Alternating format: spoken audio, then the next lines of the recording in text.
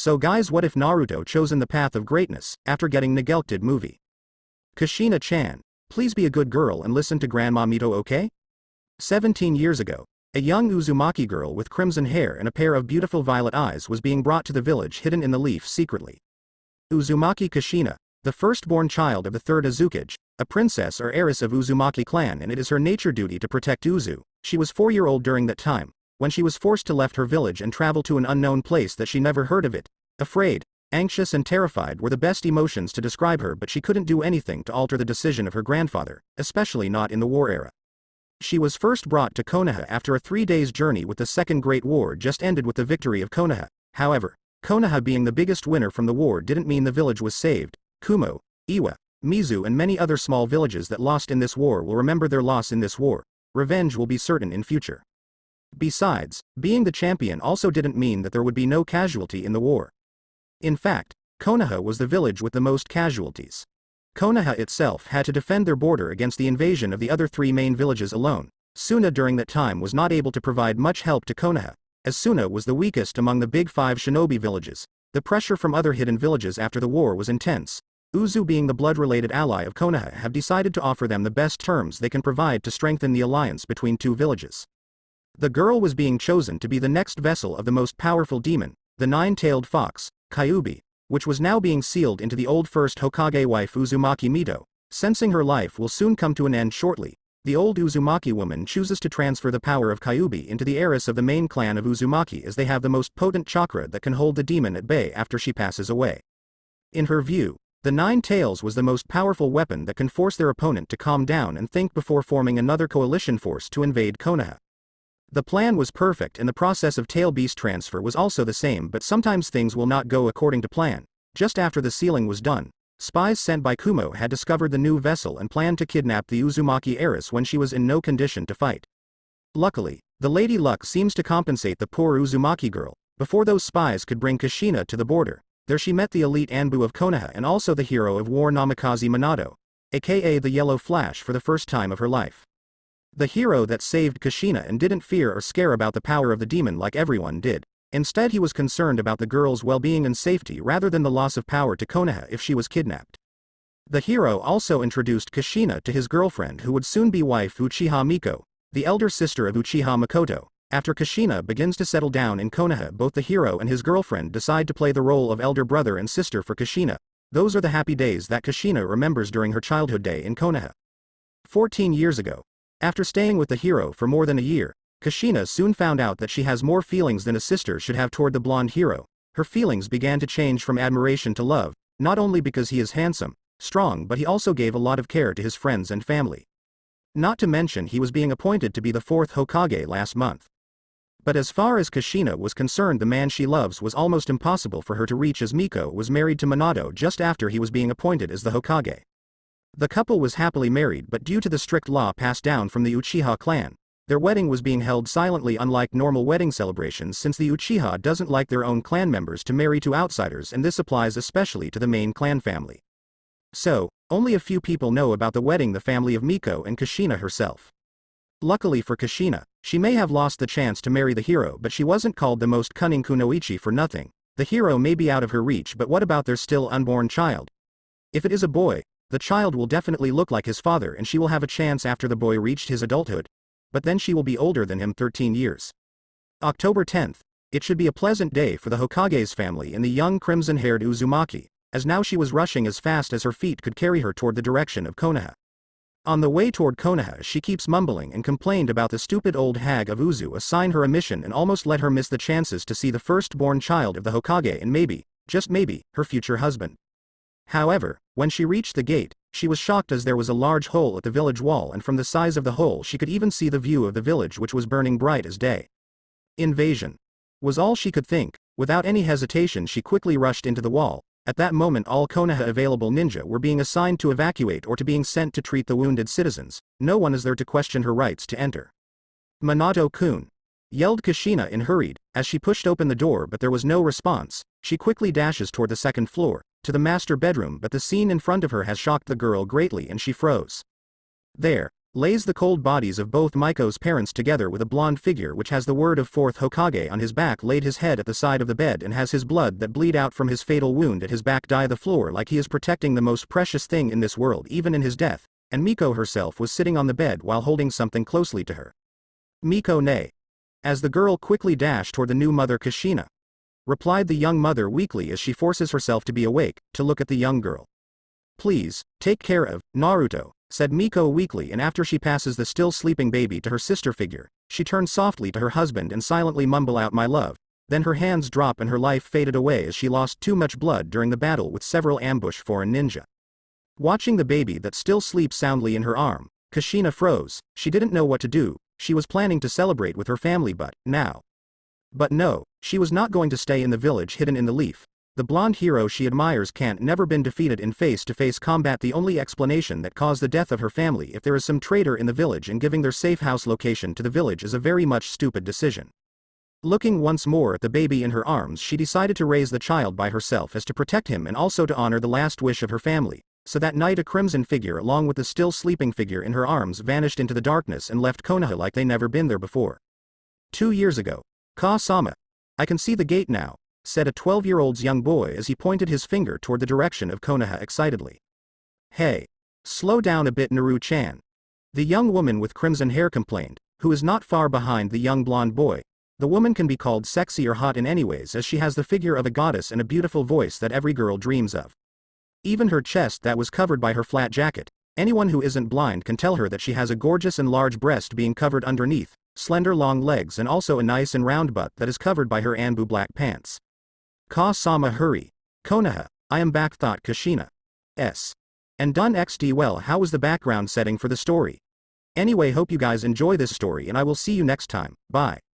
There was complete silence inside the Hokage's office. The tick-tock sound that came from the old clock that hung in the cage's office can be clearly heard by all the Junins that stood waiting in front of Hokage's desk. Excitement, worry and nervousness were written on their faces as they were all waiting for the result of the genin exam to be announced by Hokage.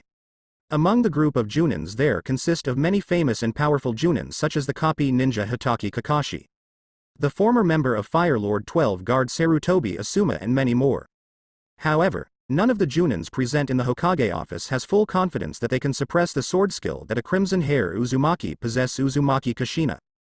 Being one of the newly appointed Junin, Uzumaki Kushina is special in many different ways than normal Junins. For instance, she doesn't seem to be worried about the genin exam at all, which unlike her colleagues who has worry, nervous written all over their face, the crimson-hair Uzumaki seems to have full confidence in her son Naruto.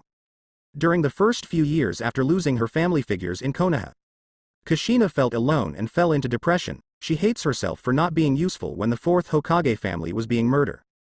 However, it was in such critical time, Naruto, the baby that Miko ne-san entrusted to her, became the brightest star that shone upon her path. Ever since then, Kushina has been taking care of the young boy. Watching him grow up had brought her happiness back as she gradually came to realize that she couldn't let her emotions affect her anymore as it had nothing to do with him and she wanted to give him as good of a life as she could. The days without the protection of Konoha's wall were filled with hardship but also fun.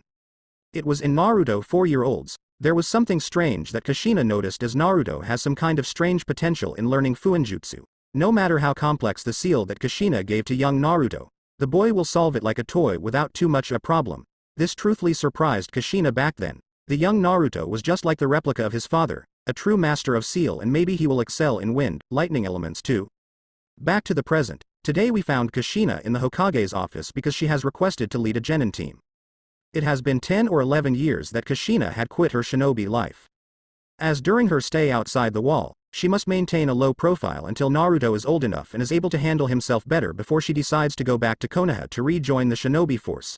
This was her plan as she wishes to train her son furthermore under Konoha's protection. She knew that her news will immediately be told to the world when she steps foot in Konoha. The title of Nine Tails holder will benefit herself and Naruto under the protection of Konoha. That was the main reason for her return, but aside from that Kushina also has met some small issue. The pent-up sexual frustration in her life has also become one issue for her. It only got worse when Naruto, who she treats as her own, has slowly grown into the prefect replica of his father, who she was in love with. It is nature for teenage boy to be curious about sex, but through recent activities Kushina has caught that her son staring at her figure several times and in a perverted way. although Kushina wouldn't mind too much since this makes her feel more confident in her looks and she is certain that Naruto will be happy if he was being assigned to her team, not to mention, Kushina has also planned on giving some special training to assist Naruto to become stronger. Meanwhile at the academy, Inuzuka Kiba, the noisiest brat in the class and was grumbling about being on the same team as his self-proclaimed rival Sasuke. Alright everyone settle down, now I am going to continue the announcement of team placement. The teacher ordered, the result was very effective and had every student immediately shut up and sit still in their seat, while most clan-based genin had known their team placement already. The teacher still insisted on finishing the announcement quickly so that the Jonins could come and take their genin. Team 9 is just Naruto and your sensei is Kushina Uzumaki, stated the class teacher. Once the announcement of Team 9 is done, every student in the classroom immediately turns their head toward the blonde. The boys that had all met Kushina at one point felt jealous and envious that the boy gets the hottest MILF as his sensei. As for Naruto, he knew what everyone thought about his mom as he often had similar thoughts about her and he wasn't oblivious to the looks she got. Unfortunately for every boy in the class, none of them even had a chance to be with her, as his sensei was just way out of their league. Naruto chooses to ignore all the jealous glare he receives from his fellow genin. Honestly, like every guy in the village is trying to date his mom and she was in all the dreams that every man can dream of. Although Naruto will also ogle Kushina sometimes, especially when she was walking around the house with just a simple t-shirt and shorts, he didn't push his luck with trying anything else. He does spend a lot of his time training and studying to distract himself, but mostly he is sure that his mom is trying to tease him as sometimes she decides to wear some revealing clothes in the house. Seriously though, since a lot of guys in class learned about masturbation, Kushina was often on their minds and Naruto got to see his buxom mom all the time so she is always on his mind. Why can the blonde brat get to have the hottest MILF as his personal sensei? Complained the angry Inuzuka heir just after Iruka declared all of the team's replacement and walked out of the class. Seriously though, I would bang the MILF if I was being assigned into her team. Sitting in his seat, the Inuzuka heir continued his complaint without a care of the consequence of his words. Unknown to him, the next thing he said about Kushina would reward him with a face massage on the floor. Back to the Hokage office. Hiruzen, do you think it is really a wise idea to let Kyuubi take on a team? Asked the old war hawk and also the old teammate of the third Hokage Danzo to his old friend and teammate. I know what you are thinking, Danzo. I have mentioned it before and I will do it again. Kushina is a fellow shinobi of Konoha, you should not refer to her as Kyuubi, understood? The old Hokage said sternly, not even sparing his gaze to the old war hawk, and carried on with his work. Hiruzen, you do know the power that the Nine Tails holds. The old war hawk threatened and brutally smashed his palm onto the table. It was his plan to take control of the Tails beast. His first step was to force the old Hokage to imprison the Jinchuriki, but the result was always the same.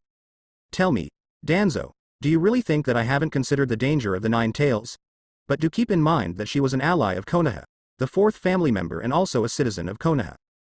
Replied the old Hokage, moving his gaze from the stack of paper to his old friend. My duty as Hokage is to keep the village safe. Kushina is a trustable shinobi and also a close family member related to the first and second Hokage. I will not imprison a loyal shinobi of Konoha out of my own power hunger.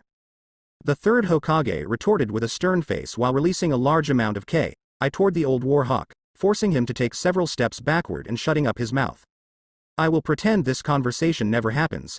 You may leave now, my friend, the old Hokage said and gestured to his old teammate to leave his office. You will regret this, I am certain of it. Hiruzen was all the old warhawk said before he slammed the door. With Kushina amp. Kurenai. Hey Kurenai, are you okay? You look a bit discouraged, is there something wrong?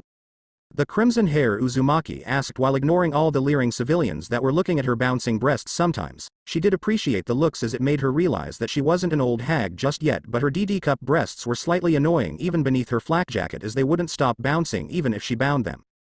And no. Well, it's my first team and I am given one clan heir and one heiress of the famous Hyuga clan, but with none of them being genjutsu user, but I will try my best to teach them to be a skillful shinobi. The crimson-eyed woman answered, but her action said otherwise, as she has been shaking for the past 1 minute, which was quite expected, since Kurenai only became a Junin quite recently.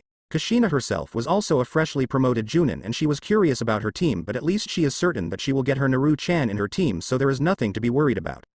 While trying to comfort the nervous Kunoichi, she suddenly senses a familiar chakra that belongs to a certain snake lover, coming up from behind and most likely with the intention of squeezing her breasts like she usually tried. With a sigh, Kushina decided to sidestep at the last minute and had Anko to grab onto Kurenai's breasts instead of her. Anko! Yelled out the new Junin sensei, which surprised some peasant that was just walking by. Moo no fun Kushi-chan. Why are you always so aware of me? Oh. Let me take a look at your teams, are there any future or current studs? The excited snake lover lady said. Before Kurenai and Kushina can say anything, Anko has grabbed onto Kurenai's team placement sheet and stated looking for Kushina's but realized that she didn't have one. Looks like Kur-chan was the lucky one. You got 2 young boys on your team, but then again don't feel sad Kushi-chan, you never know, there could be 3 young male stud on your team Kushi-chan. The playful Anko teased with a sexy grin, like suggesting a seductive hint toward some fun. Kushina knew where she was going with this and surprisingly she was quite calm about it. Yeah thanks Anko, but I didn't really need to know that.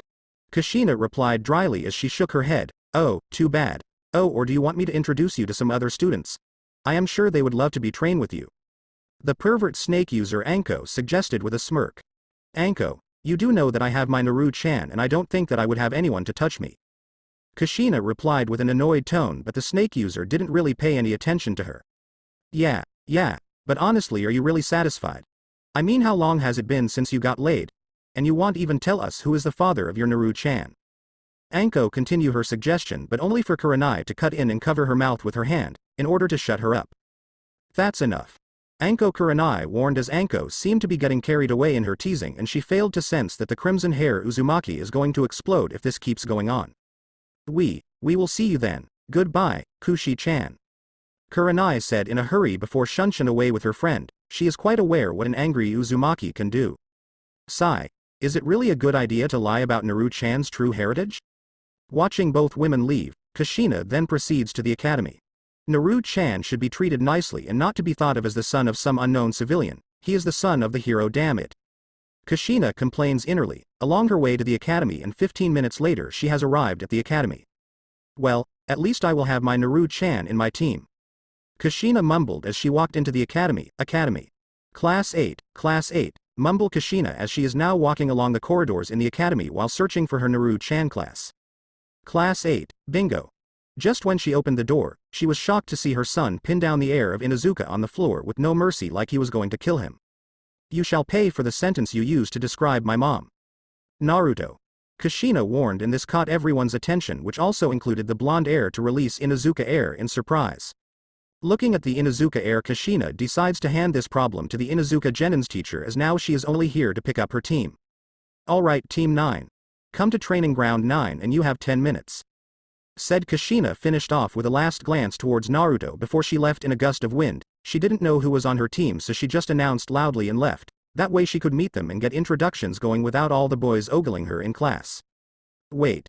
Ka-sama. Naruto yelled as he tried to explain, but his mom already disappeared. Deciding that he will need to explain the whole situation to his mother first before things get out of control, the blonde quickly did a shunshin and appeared at training ground 9. Training ground 9. Kushina was waiting on the log, but just when she decided to pull out her stopwatch, another swirl appeared in front of her. Well done Naruto-chan, looks like you have fully mastered the skill of shunshin. Kushina praised with a smile. Thank you very much, Ka-sama.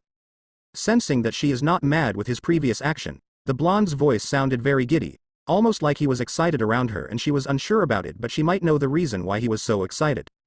So Naruto-chan, are you the only member in my team? Ka-sama. Iruka-sensei said that I am the only one on Team 9. Really? So that old man do really keep his promise. Alright, that's just good news, now I get to spend more time with you and maybe have some special training. Oh. Teasing Naruto-chan is going to be so much fun. Of course, the last part is only the thoughts in the mind of Kushina. Anyway Naruto-chan, let us start off by giving a short introduction of yourself. Here I will start. My name is Uzumaki Kushina, as you know. I am your mother and now your sensei, so please just call me Kushina sensei or just sensei. As for what I like my little Naruto-chan. What I dislike though are traitors and old warhawk. Kushina said, and the warhawk in her words is already quite easy to figure out who she was referring to. Dreams for the future. Well, not really sure to train you to be the perfect hero. Databane. As for hobbies, I don't really have time for that since I am a shinobi, so I don't have much time for those. Kushina said happily before she turned to her son. Alright, you're up Naruto. Okay. My name is Uzumaki Naruto and I like my mom, ramen, and now my new gorgeous sensei as well. A small smile appeared on Kushina's face and even a little pink color. She was a little weak to such blunt compliments, especially from her Naruto-chan. My hobby is training and other sort of things. The young blonde said with some faint blush as he lowered his gaze from his sensei. As for my dream for the future is that I want to become the strongest shinobi and can protect everyone that I hold previous. Kushina smiled as she would love helping him achieve that. It was all in her plan as he is now slowly becoming the hero she hoped for and she was sure he would get there as long as he kept his never give up attitude. Well, thank you for that, but now Naruto, can you tell me why you pinned the Inuzuka heir on the floor? Kushina asked with a sudden change of her attitude and spoke in a serious tone that Naruto knew that he couldn't lie to her. The blonde decided to tell his sensei the truth. Well, it's just that Ka-sama, he calls you a whore, that could spread her legs for anyone and that's how I was born. The young blonde teen mumbled and prepared to be scolded, but instead a soft hand gently touched his cheeks and made him look at his beautiful mother. I am glad, Naru-chan. I know you wouldn't hurt people randomly, but next time please be careful, okay? You getting hurt is the last thing I ever wish for, okay? Kushina said, but inwardly, she was dancing all around and she is glad that her Naru-chan will choose to protect her without second thought. I will Ka-sama. Okay, now on to the less fun part, your test. Wait. What test? The young blonde asked in surprise. Well, out of all 28 genins we have to cut down the number as to maintain the potential of each shinobi generation, although I have full aware that you are far powerful than a genin, but you will still need to take a test first. Kushina explained with an assured smile as she then zipped down her flak jacket and took off her blue blouse, leaving her in her sports bra. Naruto's eyes almost burst out from his socket as he watched his beautiful mom strip in front of him, since Kushina showed a good portion of her cleavage, although he always tried to not eye his mom inside their house, but now his mind is going blank as his attention was being glued onto the beautiful cleavage of Kushina and put everything his sensei said before to the side. Kushina was standing only in her black sports bra with same black form-fitting pants that reached her ankles and her hair was put in a ponytail that was reaching her waist. Hey, attention up here, Kushina said with a whilst smirk. Seeing Naru-chan's intentions became clearer to her with each passing second, so she clapped her hands to get his attention from her breasts to her face. Kushina was quite surprised that Naruto was being really straightforward today. He wasn't hiding his thoughts from her, and no, she was not angry with this. Instead, she felt happy that the boy is interested in her body. For the next 3 hours we are going to play tag. Everything is allowed. I want block or attack. Only dodge so you can come at me as soon as I say go, and of course there is a punishment in the end for you if you fail. Do you understand? Kushina explained as she saw her son still has his focus on her breasts but was able to give a nod to her. Mom. Sensei, please forgive me, but how big are they? Naruto asked with a bit of shyness while leering at her cleavage. She hadn't reprimanded him for eyeing her, so he might as well take the blunt approach. He has seen her in less clothes, but now seeing her mom in her sports bra was just something he ever wanted. Naruto, seriously? You were being brave today, but you really seem curious, so just because it's you, I'll tell you they are a 40DD and tell you what, if you manage to lend a hit on me within 2 hours I will give you a reward. Kushina teased with a sly smirk as she squeezed her breasts together and pushed them up more for her Naru-chan to view. Yes, sensei. The blonde yelled so loudly that she was shocked. Well, at least she was now sure that her trick worked. Naruto was just excited. This was turning out to be way better than he expected. Alright, ready, go. Kushina declared before she disappeared in another gust of wind, and Naruto quickly sprinted to look for her like everyone would if they were in the same situation. Thinking that she knew well about Naruto's ability, Kushina decided to hide for the first half hour to enjoy her lunch before she decided to come out in the middle of clearing in the woods. And there she sat down and waited for Naruto to come, but surprisingly after an hour passed her son still hadn't shown up, as this began to make Kushina worry. Crack! Suddenly, there was a cracking sound on the floor as her instinct kicked in. Kushina quickly performed a backflip to dodge the ambush, only to find out later that it was her son breaking off the ground and running straight toward her. Kushina quickly took a stance and be ready to run, but instead of running on full speed to catch up his sensei, the blonde raised up a hand seal. Fuinjutsu 6 diagram seal. The blonde exclaimed, and almost instantly 6 pillars rose up from the ground and were linked up by chakra lightning, trapping Kushina and himself in it. Kushina was surprised as her son managed to do such a seal array. However, when she was being distracted, she failed to notice a shadow clone shooting up from the ground. She barely dodged it, and when she did, the original was in front of her reaching for her breasts. While not surprising her in the least, with a backflip she quickly dodged the original's attack. Impressive. Who taught you this, Naru-chan? Kushina asked as she looked at the electric array that formed by the seal. Well, I learned it from the old clan scroll, and it really took me a lot of time to prepare the seal. Truly impressive. Even myself can't make such seal when I am in the age of Naru-chan. It was impressive enough that he even calculate that I may use Tail Beast's power to break the seal, so he used the exactly seal that can contain Tail Beast to capture me. Kushina thought with amusement as she examined the seal array, and she was very impressed by Naru-chan's work. But Naru-chan, do you know what's the weakest point of this seal? Kushina asked with a sly smile as she squeezed her breasts together and quickly caught Naruto's attention. Is it need a lot of concentration? Kushina said with a smirk as she suddenly took a U-turn and broke through the first array when her son was being distracted but was immediately faced with the second barrier. Phew. Good thing I have prepared a second one, Naruto thought. If his sensei really managed to escape, his 1-hour work would be in total waste. Yield.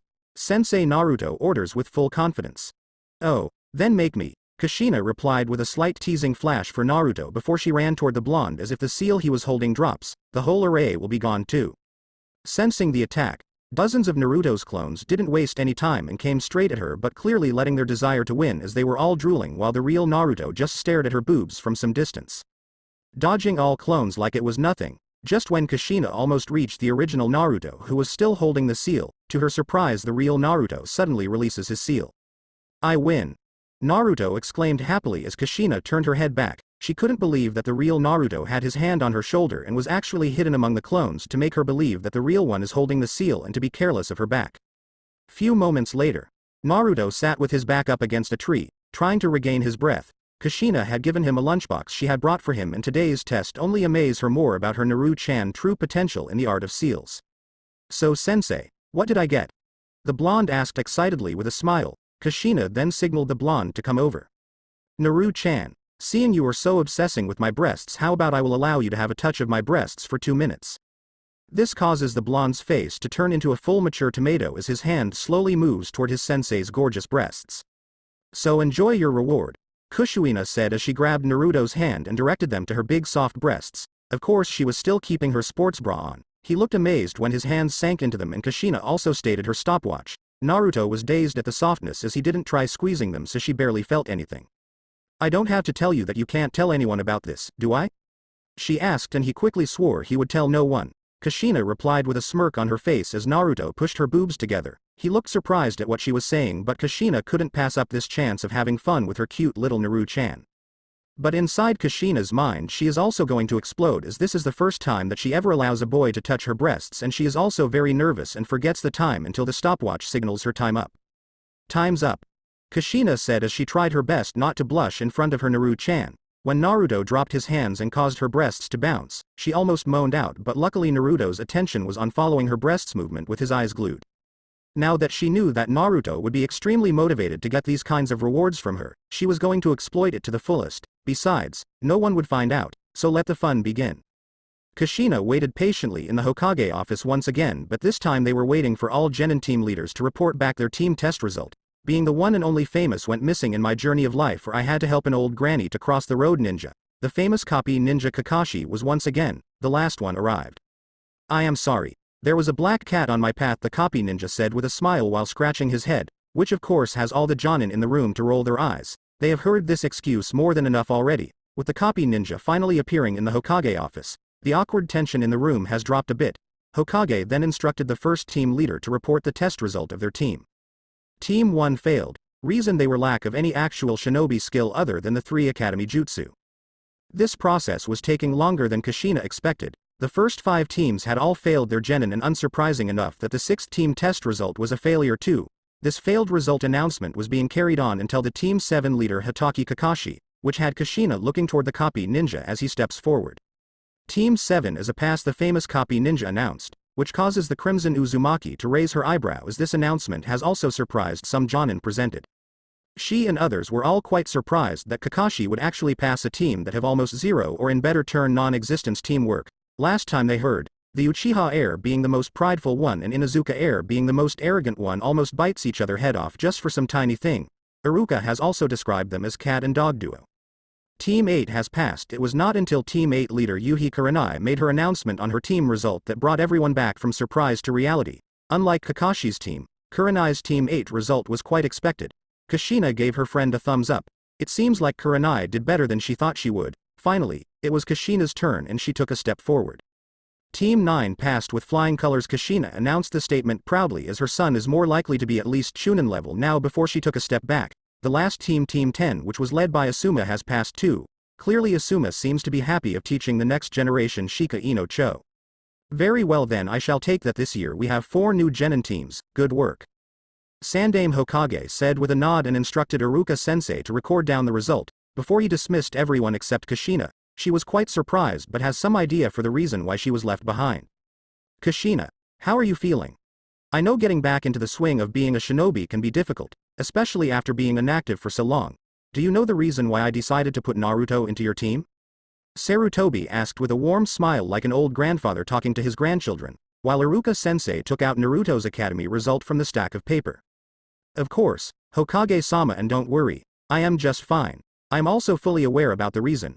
Naruto is getting pretty good with his shinobi skills and especially in seal art. Kushina replied formally, with the old Hokage nod in reply while examining the said blonde academy result. Overall Naruto's result is a bit terrified as his sword skill is at a level, seal art A+ level and taijutsu A level. This level of power is quite unusual for an academy student. Sure, there were some prodigies such as the 4th Hokage Namikaze Minato or the Uchiha clan prodigy Uchiha Itachi, but none of them can master their seal art to such excellence in Naruto's age. That's good to hear. Naruto boy is growing up stronger each day. He will surely be an elite Konoha shinobi in no time. The Hokage said with a grandpa smile, which made Kushina prouder. If there is nothing more Hokage-sama, then I will get going because Naruto is probably waiting for me at home, and thank you for putting Naruto on my team. Kushina said before she gave a bow to the old Hokage and disappeared by a shunshin, which left the old Hokage and the academy both in the office. Somehow, Naruto boy does give me a familiar feeling. The old Hokage thought and turned his attention to the Hokage monument. Naruto, he does seem a lot like young Minato back then, smart, skillful and powerful, I wonder. Uzumaki Mansion. Despite years of leaving Konoha with the old Uzumaki Mansion being destroyed in the war, once the news of Kushina returned to Konoha being sent to Hiruzen, the old Hokage immediately ordered his shinobi to repair the destroyed Uzumaki Mansion, which was almost just left with a pile of stone structure. In the end, the Hokage decided to build a new one for Uzumaki. The new Uzumaki Mansion was being moved to a land near the Hokage monument. The land was originally under 4th Hokage but after his death and has none descendant left. The land was then being chosen to build the new Uzumaki Mansion. The mansion was being decorated beautiful as the moment anyone entered there was a big open lounge with a beautiful cream-colored marble floor and the walls were painted white with a few gold trims, and there were many different family portraits hanging in all the rooms, which most of them are Uzumaki that can be traced back to earlier time of Konoha founded era. There were 2 different floors and there were more rooms than they could make use of. Her bedroom is on the first floor along with Naruto's with 2 bathrooms in each room. Kitchen and dining room were on the ground floor and they even had a basement with an outdoor hot spring and an indoor training facility which was reinforced by seals to contain most high-rank jutsu scrolls, books and weapons. There was also a small armory with all the scrolls, weapons and gear to name a few types of things that were kept in it, and of course it was locked with a blood seal so that no one but Naruto and Kushina or blood-related members could unlock it. Kushina could tell her son had already come home as she saw his slippers at the front of the door. The Uzumaki then decided to prank her son a bit by using a stealth walk during her way up to the stairs and towards her son's room to check on him. When she is just in front of Naruto's room, she slowly and carefully turns the door before looking into his room, which was not spiringly decorated with bright white walls and one flame orange wall since he quite liked the color. He had a wide bed in the middle against the back wall with a desk to the bed's right and a wardrobe on left which was filled with his clothes along with a few pair of his favorite full black trousers and tank tops. Naru-chan, I am home, Kushina said happily after she creeped toward her son and surprised her son who was in the middle of doing something without noticing her enter. Ah. Ka-sama. The blonde yelled as he was almost scared to death by his mom's childish action, although this is not the first time that his mom decided to prank him. This time, he was really focused on something that he failed to notice her presence. Hee. Sorry my dear Naru-chan, I am just here to tell you we will be having ramen for tonight's dinner, Kushina said while roughing up her son's hair. Thanks mom. You're the best, Naruto said before joining Kushina as they went to the kitchen to prepare dinner. Kushina and Naruto sat at their kitchen table, both having devoured 5 bowls of ramen already. It seems the boy has totally inherited his mother's love for ramen. Both of them were well on their way to finishing their 6th bowl. So, Naruto, is there anything you can tell me about today's training? I am a little curious, Kushina asked, wondering if she could catch some interesting information out of her son. Well, today's training does remind me that the more complex the seal array, the more chakra I will need to apply, especially when I don't have the seal written on paper, Naruto said while beginning to recall today's training. But, I did enjoy the reward from you. I finally got to touch my first breasts and, I can't believe how soft they are, the boy said with his voice becoming quieter and his face blushing bright red. The mention of the reward word has also made the said Uzumaki blushing bright red, which she tried her best not to show it, but the good thing was that Naruto was not looking at her but lowering his head and looking in his bowl. Oh my god, oh my god. What should I do? Should I praise him? Should I? What should I do? The said Uzumaki began to brainstorming about what phrase should she use next. To be honest, she did enjoy the reward she shares with Naruto, but she herself was also too embarrassed to directly admit it out. Will you quiet down, mortal? Come from the reply of an annoyed nine-tails fox who was being awoken by the said Uzumaki, who behaved just like a high school girl. What should I do, furball? Kushina asked with nervous, which the nine-tails fox just replied her with an annoyed sound of tch. Troublesome human, fine, I will help you, just don't bother me later, the nine-tails fox said and released his chakra through the channel. During all this time, Naruto himself was not doing any better. He was also too embarrassed to look at Kushina right now. This was his first time to feel a woman's breasts, and he doesn't know how to tell Kushina that he wishes to have this reward thing continue into their training. Naruto-kun, but he was brought out of his thoughts when he felt a hand gently touch his face. Turns out it was Kushina, who was gently caressing his face with a seductive smile. Before Naruto could question the sudden change of Kushina's eyes, he was surprised by the thing that Kushina said later. Naruto-kun, you know that we have to keep this little secret between us, don't you? I know exactly what you were up to in your spare time, so I decided to help you in this way. I promise you that we will have more reward in the following training, but you have to promise me that you wouldn't try anything funny when we are not training, got it? Kushina asked while gently caressing Naruto's right cheek, which sent an electric jolt down his spine. Yes, I got it, and thanks mom, I love you. I promise no one will find out. Naruto assured her with uncontrollable excitement, which almost has his legs knocked onto the table. Their fun was just starting. There was no way in hell that he would let anyone spoil their fun or mess this up. Good boy. Now go clean your dishes and go to your room. I am going to take a bath later, Kushina said, which Naruto replied with an immediate action and rushed to clean his dishes before heading up to his room. Later that night, as Kushina lay down in her bed, her mind began to wander back to when she asked Kyuubi to help her. And it turns out to be a bad idea, as all the memory of her action has rushed back to her at once. Will you just keep it down, Kushina? It was bad enough to be sealed inside a human. Now I even have to listen to your fangirl complaining, the nine-tails fox grumbled, but secretly he has made one additional mark on the wall that keeps him. Kushina 0. Kurama 1. Having her face brighten up like a tomato, Kushina is currently rolling around her bed as she recalled she let Naruto fondle her breast earlier during the day. At least he likes it, right? Bringing her hands to her breast, Kushina began to check them. They were still as firm, perky, and were certainly grown bigger. She couldn't help the warmth that enveloped her body as she thought about how happy it made her that Naruto appreciated her body so much. Kushina felt so lonely since Minato had died. Sure, she loved him for who he was. She'd be lying if she denied that the way Naruto looked at her and admired her body didn't excite her to some degree. She felt so excited from such a dirty act, but if letting her boy play around with her once and it will help him improve as a ninja, it shouldn't matter too much. There comes a day when Naruto will get some experience pleasing a woman and she would get to help him become a strong shinobi. It took roughly half an hour before Kushina could fall asleep, her mind unable to forget the events that happened. Next morning, Kushina woke up at exactly 7 a.m. and she quietly got up from the bed. She made her way to the bathroom to brush her teeth and take a quick shower. When she had showered, she then grabbed some clothes. Although her Naru-chan had been a little too distracted yesterday, not she did mind, but she decided to wear black cargo pants and a red sports bra, and also decided to put a gray t-shirt over it this time. Her hair was in a perfect ponytail reaching her waist and her headband sat perfectly on her forehead. She also placed some resistance seals on her legs and cranked them up to resistance level 5, which was equivalent to her trying to walk through water. With one last look in the mirror, she gave her ass a little smack and gave herself thumbs up before going downstairs for breakfast. She wanted Naruto to be punctual and get organized on his own, which is why she didn't even go near his room to wake him, because if he was still asleep then she would come back and drag him herself, but knowing him, he was most likely long gone. She then decided to leave the house and made her way through the village until she got to the training ground while thinking of more ways to motivate her Naru-chan.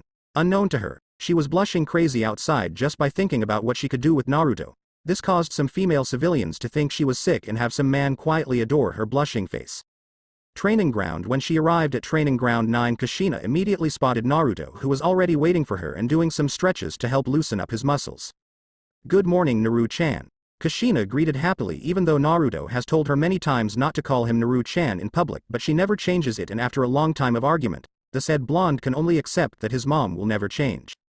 Good morning, Sensei, the blonde replied as he tried but failed to hold eye contact with his mom without blushing while recalling last night's conversation. Care for me to join you? Kushina asked before she began to stretch alongside a blushing Naruto, who couldn't help but stare at his sensei. As she stretched alongside him, Especially when she got him to help with a particular stretch that required her to go from her stomach to being on all fours, with him just beside her watching as her delicious ass was only centimeters away. After a while, Kushina got on all fours and told him to get behind her. He did as she asked and failed to move his gaze away from Kushina's plump round ass, which was almost made touched with his waist. She then smoothly touched the ground with her toned stomach, and then Naruto helped her get back up on all fours, and it was incredibly hot seeing her cargo pants straining around her tight ass, further arousing him more as his face is blushing crimson. "So what are we going to do today?" Sensei Naruto asked, as he quickly changed the topic while trying to hide his blush away from his mom, which was quite noticeable by Kushina and had her smirk playfully. "Well, how about we cover some basics first before we start doing anything? Oh, try to catch up to me, Naruto-chan." Kushina teased with a wink before she stated, dashing off, and of course as soon as she had said that, Naruto quickly followed behind Kushina but stayed a few steps behind so that he had a clear view of her firm ass. They were heading toward the lake where she would take a small break before starting another exercise that she planned last night. When they were halfway was the first time she turned around to look at Naruto, and the said blonde immediately met her eyes, making it obvious as to where he was looking before she turned. When they finally came to a stop, Naruto just sat down, or in better terms almost fell on his butt to slow down his breathing, recalling his decision on putting on the LV9 resistance seal was a really bad idea, while Kushina went to get something to drink. "Alright, Naruto-chan. Now for your second test," the crimson-hair Uzumaki said in a rather cheerfully tone, despite just being through a rather exhausted exercise. "What is it, sensei?" the blonde asked, as he has no problem doing long run, if without LV9 resistance seal, since his usual training was much harder than this and his stamina was quite astounded to Kushina, as he was really exceptional. He could train for hours without breaks and still be willing to do more, which made her think about how long he would last when having sex. She couldn't deny that she did feel a little excited at the thought. "Yes. Now I suggest you strip down to your boxer," that caused Naruto to blush, and despite him trying to hide his blush, but he couldn't stop himself to thinking about some sexual activity with Kushina. Sure, he is inexperienced as he had only the basic knowledge of sex, but he is still very nervous. Naruto quietly obeys the order and slowly gets out of his clothes, showing his developing but lean muscles. "Alright, Naruto, you know from yesterday that I rewarded you with a big gift, so today I want you in 30 minutes. You have to swim across this lake and then water run back here where you will do 50 push-ups, and then repeat. If you succeed in doing 5 laps, you will get rewarded, but if you don't even manage 3 you will be punished, understood?" Kushina instructed as she took out her stopwatch. "And do try your best and not disappoint me. I would love to help you finish you drawing, you know." Kushina teased seductively and gave a sexy wink to poor Naruto, who almost got his erection visible from his pants. When Kushina declared start, Naruto quickly dived into the water. If you were to get 5 laps you would have to get each lap in 6 minutes. Which did seem like a lot but should be easy for Naruto. However, this exercise quickly drains energy, and after 2 laps she will see if he will easily be able to do it. While Naruto is doing his exercise, Kushina has created a clone to keep track of Naruto while herself was also doing her own exercise, like doing reps. Waterfall walking. Halfway through, Kushina has her sweatpants and shirt stated to cling to her body with all the sweat being absorbed into them. Roughly 20 minutes later, Kushina had finished her last set of exercises. She laid down on the grass heaving for air, as her entire body was covered in sweat. Even her beautiful red hair was covered in sweat as it stuck to her body. During her exercise, her clone watched extra carefully, knowing Naruto would be trying his best, so she just wanted to see his physical capability. Naruto finished his first round quite fast in just 3 minutes as he quickly threw himself down onto his stomach and began doing push-ups before jumping back into the lake. Kushina found herself twitching nervously and excitingly when she took the paper from her clone, and as the clone disappeared, she saw her Naruto-chan going with confidence in his stride, so he does really want to finish the drawing and this make her more happier. But what she's going to reward him today? Does he wants the reward just as yesterday or something else maybe? Naruto used 3.5 minutes swimming across. He ran around the lake for his last lap and he quickly fell down on his knees, starting on his final push-ups. 5 minutes left, Naruto-chan, she reminded him teasingly as he strained his muscles to push himself up while he stated to steady his breathing with each push-up.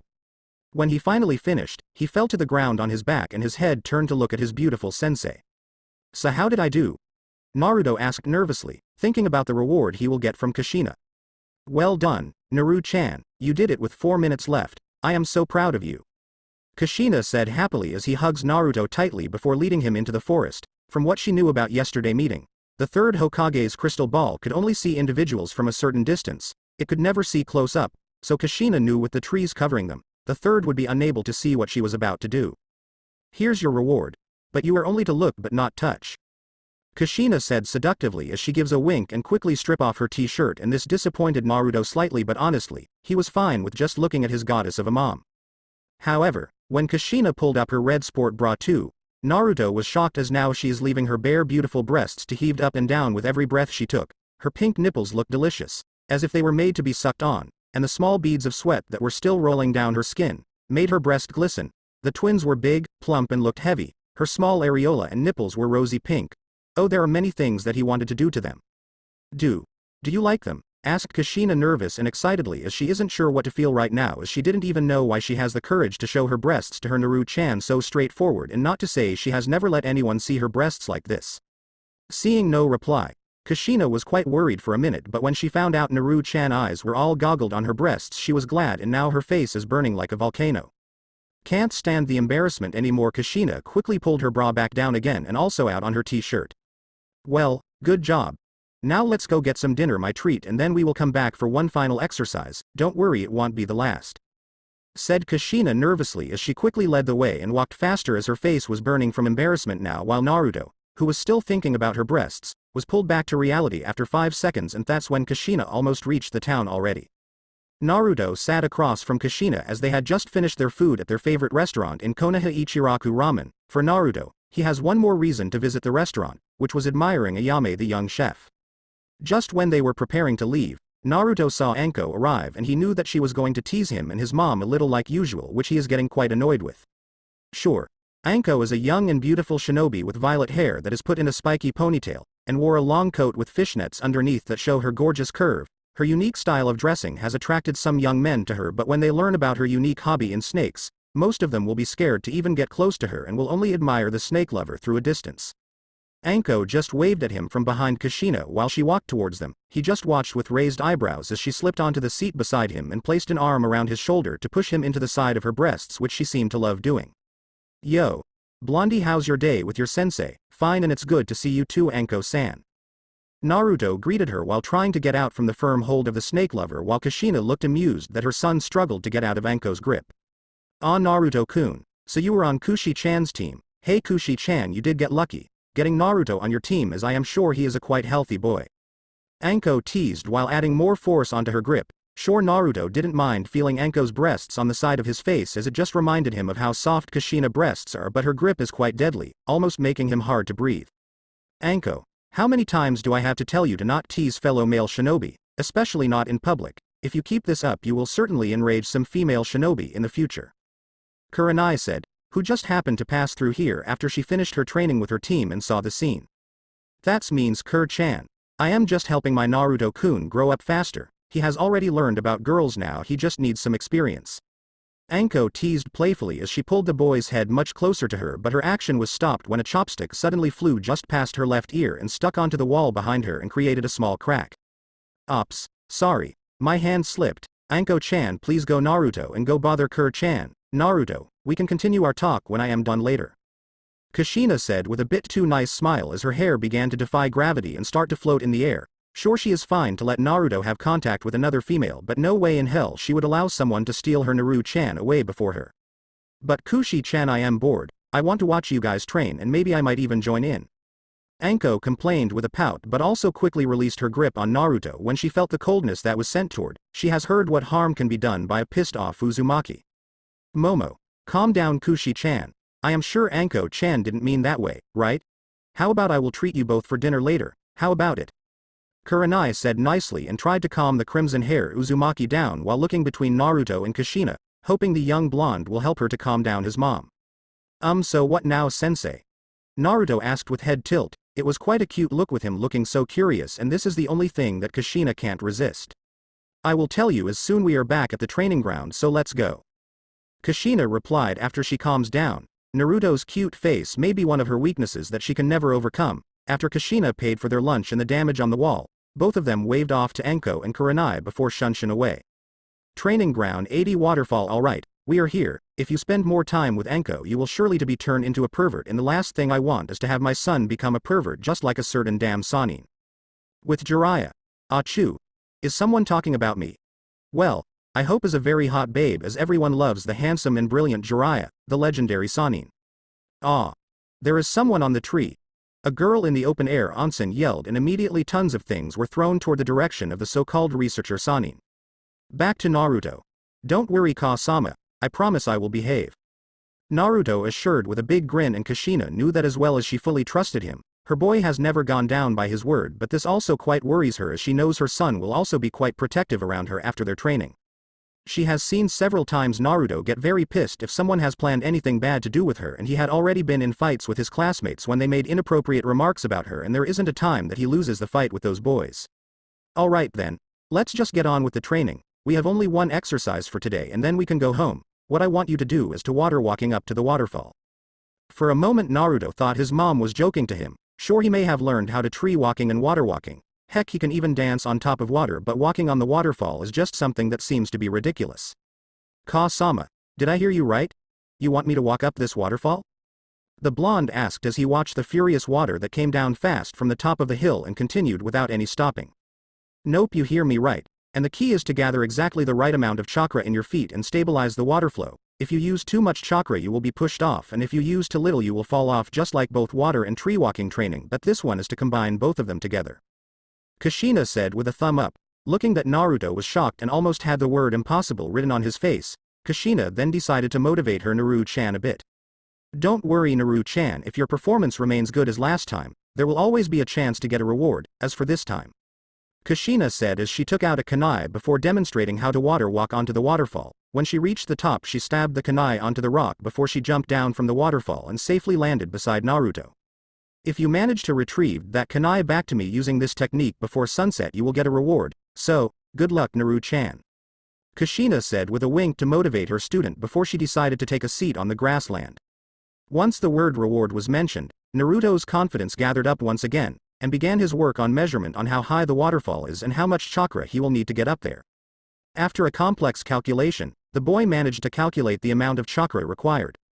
Naruto then stripped down to his boxer and pushed his hands together, starting to allocate chakra into his feet. When he thought he had the right amount, he tried to walk up the side of the tree, but his feet didn't really stick, so he just slipped off and fell into the cold water. His second try, he actually managed to step up several steps, but as soon as he tried to take more steps he was quickly washed down by the water.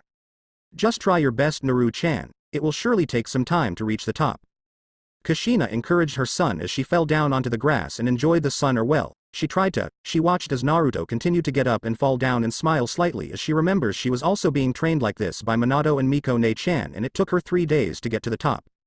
Deciding to give a little motivation to her student, Kushina stood up and walked right past Naruto and up to the top of the waterfall as she was sure that his gaze had been following her to see what she was up to. When she reached the top, she then walked further a bit to make sure Naruto couldn't see what she was up to.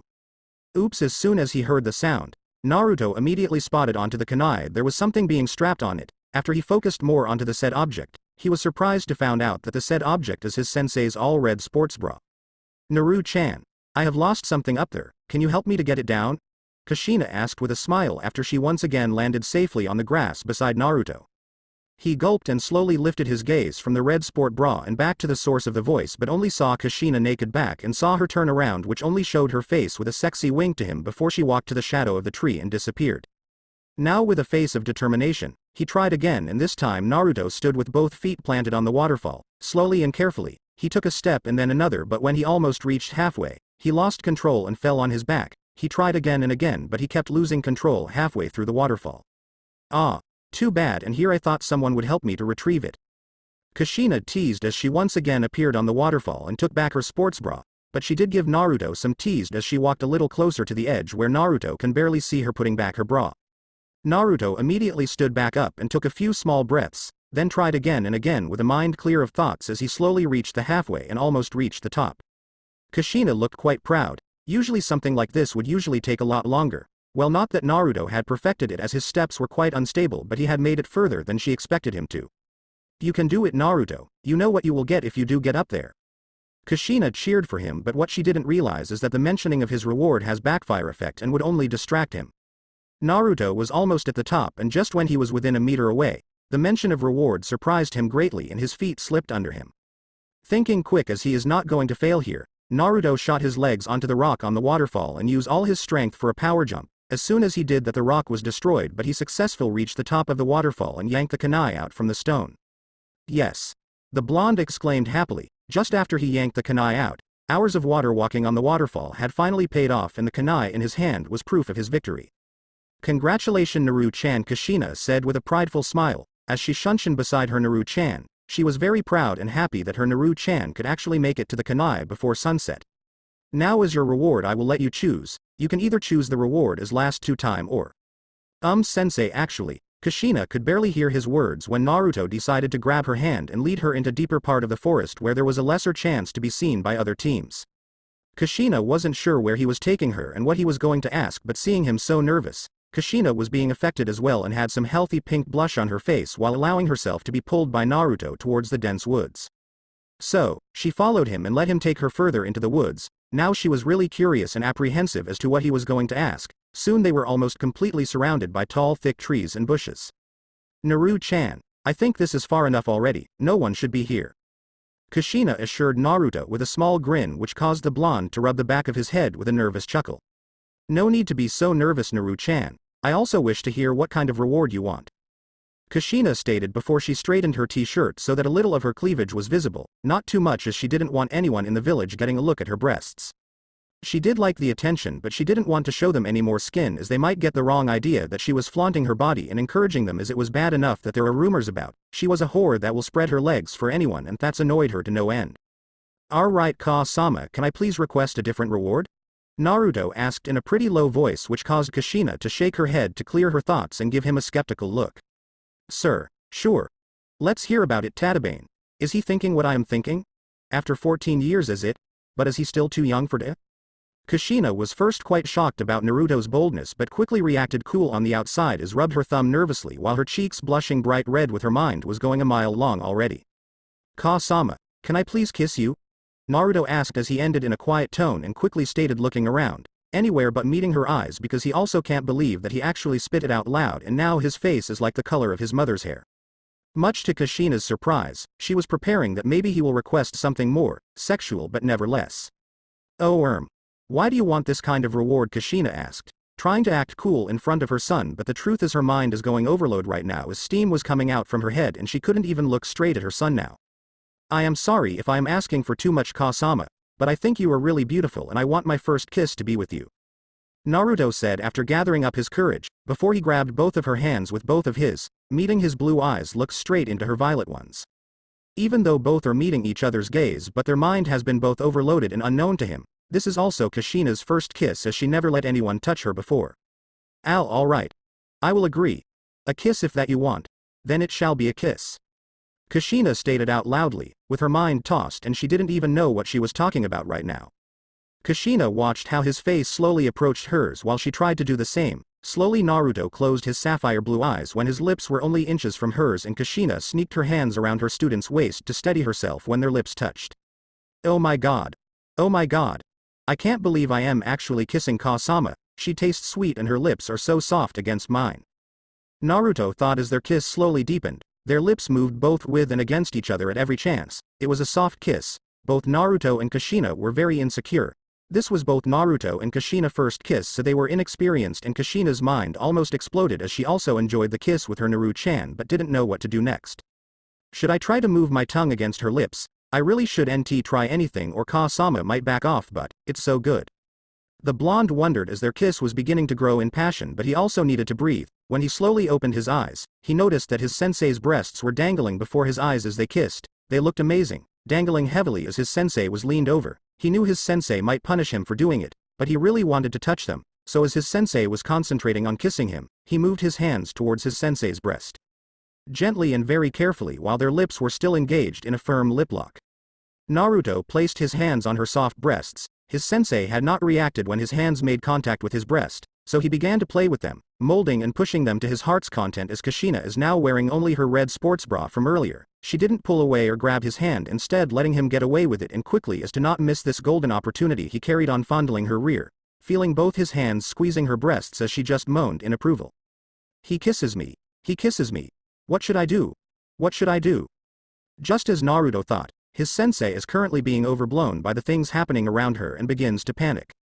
Finally, with big gasps for air they separated from each other. Both had red faces and Kushina's mind was racing at what she had just done. Thank you. Thanks sensei, that was incredible, Naruto said with his face blushing bright red and refused to meet Kushina's gaze since he was too embarrassed for now. Yeah, You know what, Naruto, maybe you should head home first. I will see you later. Kushina replied with her face steaming red, and without giving any chance of argument, she quickly shunshin away and left Naruto at the forest. Kushina's room. Ah. We kisses. We actually kiss. Kushina yelled in her room as she hugs her pillow tightly while rolling on the floor like a high school student. HNG. Finally get the first thing you want? Kushina said, a deep booming voice that rings in Kushina's mind and causes her immediately to calm down. Kurama, it truly fun to watch you human to be happy about some silly thing such as this. The giant nine-tails fox said, as he lays lazily in the seal while only opening an eye to look at the scene that his host is seeing. Hey. It's not silly. Whatever TCH, but you do know that your little activity can't be found out by others, right, or both of you will be in a big trouble. Yeah, sigh, I know, but I also wish that the day that I can reveal Naruto's true heritage can be sooner. TCH, I don't really care about that Uchiha scumboy, but do remember just now I have feel his dirty bloodline is about to be awakened, and I suggest you to do something about his damn crimson eyes, or there will certain be a lot of trouble if the old monkey find out that he is an Uchiha scum. Kurama said, and without giving Kushina any more chances to ask, he simply cut off the link and went back to sleep. Naru-chan's bloodline. My Naru-chan is going to activate his Sharingan? Mumbled Kushina as she began to plan for their life after Naruto awakened his bloodline. Nighttime. Naruto's room. Sigh, I have totally fucked it up. Mumbled the blonde to himself while has his head laying on the desk and sighed out loudly. I think she is so mad about me and left me at the forest alone. Knock. Knock, come in, Naruto answered as he slowly turned his head toward the door, but was surprised to find his mom smiling happily at him while holding a paper in her hand. Ka-sama? Hee. Naru-chan, I have gift for you, Kushina said happily as she lends out the paper in her hand to Naruto. As I promise, you finish the training before sunset and you will receive your reward, and so you did. And this is the gift for being a good kisser, Kushina said and softly peeked on Naruto's right cheek. Good night, Naru-chan, Uzumaki said with a big grin before walking out the room and left a surprised Naruto alone in his room to figure out the past minute event. What? Ka-sama isn't mad. Naruto mumbled as he looked at the paper in his hand before slowly and carefully opening the paper as he was quite excited and worried about what it contained. A seal formula. Naruto thought as he inspected the piece of paper, and the only thing contained in the paper is only a level 5 storage seal. After doing several hand seals release, which turned out to be the red sports bra that Kushina wore during their training session. That night, a yelling of joy was heard throughout Konoha while a blonde boy was dancing happily in his room. Inside the shower, Kushina felt cold water spray down upon her body and rethink the event that just happened today. First, she had gotten too excited and finally kissed Naruto. Second, she was unprepared that Naruto would be able to awaken the Uchiha bloodline from Miko's side soon, as it was quite rare to have a half-blood Uchiha to active Sharingan. She has heard that some main clan members did face difficulty to awaken their bloodline, and some may even get kicked out of the clan for being unable to awaken their bloodline. After refreshing herself, Kushina steps out of the water and puts on a robe before heading out the bathroom. After she decided to make some dinner, mostly ramen, for herself and Naruto, Kushina walked toward the kitchen. When she reached the front door of the kitchen, she could hear someone humming happily in the kitchen while cooking. Full of curiosity, Kushina decided to peeking out from the door and saw a very cheerful Naruto who seemed to be in a good mood. Naru-chan, why are you so happy? Kushina asked after she walked into the kitchen, as her son is in an unusually good mood now, and from the looks of the dining table it looks like that he had finished preparing the dinner for both of them. Ka-sama, you know exactly why, but I am in an even better mood because I was being told that most fresh graduate genin team are being stuck on doing D rank mission while I have been personal trained by you and be one step closer to achieve my dream. Naruto explained happily as he set the bowls of ramen onto the table. Naru-chan, every genin began with D rank missions, and I did too when I was your age. Kushina replied as she recalled the day she was still genin and being taught by both Minato and Miko-ne-chan. I know, and I am very happy for being taught by a wonderful sensei such as you, Ka-sama. Naruto said cheerfully, as he hugs Kushina tightly and makes Kushina to blush a bit while also feeling happy for being able to teach her Naru-chan. Thanks, Ka-sama, I love you too. Naru-chan, now let's have our dinner, shall we? That smell good. Both Uzumaki said in unison, making the Uzumaki mansion filled with joy and laughter all night long. The next morning Kushina prepared herself like usual. She dressed in all black except for her green Junin vest and put her hair back into a ponytail before heading out the door. Today she will be teaching Naruto more about how to spar with seal art technique, as a truth seal master will not only know about how to use the seal to seal or store things but to create seals to battle. Morning Ka-sama Naruto greeted her happily as he has finished his breakfast and was waiting for Kushina at the couch while examining the seal he had prepared in his pocket. Good morning, Naru-chan, I see you have quite prepared for our training. Kushina replies teasingly as she hugs her son from behind and accidentally presses her breasts closely to the boy's back. Ka-sama. Hee, let's go out then, Kushina said rather playfully and walked out the house with Naruto following right beside her. Training Ground 9. Upon the arrival of both Uzumakis, they were surprised to find out that their own team's training ground was being filled with other genin teams unlike usual, which there won't be anyone to bother them since the training ground is quite far away. Among the genin teams there are some counselors, clan heads and civilians, but most importantly the third Hokage was presented as well at the training ground. Kushina-san. Over here, exclaimed a rather happy Yuhi Kurenai while waving happily to the Uzumakis. She was also presented in the training ground with her team. There were also several teams presented like Team 7, which led by Jonin Kakashi, who's unsurprisingly that their team leader hasn't shown up yet, Team 8 led by Kurenai, Team 10 that led by Asuma, Team Guy that lead by the Green Beast, which being the most energetic group that has been yelling youth and doing push-up all the time. Glad you are here, Uzumaki-san, the old Hokage said with a smile after he noticed the arrival of Team 9. Hokage-sama. What's going on here? I don't recall that I received any notice about there will be an event held at my team's training ground today. Kushina asked with a bit annoyed but hid it well, as she wasn't sure what was happening around her team training ground, while the third Hokage just smiled warmly at her like a grandfather and replied. The clan heads and counselors have decided to inspect our future shinobi generation. Since today is the 100th birthday, I am not sure of it XD, of the second Hokage, I see no reason to against their suggestion. Sorry I am late, there's a black cat in Liar, exclaimed all members of Team 7 as this earns several snickers from other genin teams while has the old Hokage sigh in defeat. Well, I think that's all genin teams, so let's begin today's event. Hiruzen stated, which only increased more questions for Kushina, but just when she tried to state her mind, she felt Kurenai pull on her jacket. Hokage-sama told us that the council decided to see the training result in all our genin teams, since this year we have many heir and heiress among the teams, so they wish to inspect each genin on what have they learnt so far. Oh. And why didn't I get any notice? Well, we were also informed this morning that the decision was being made suddenly. I have heard from Hokage-sama's secretary that the decision was only made this morning and the counselor was all in the favor to inspect the grow of that certain boy.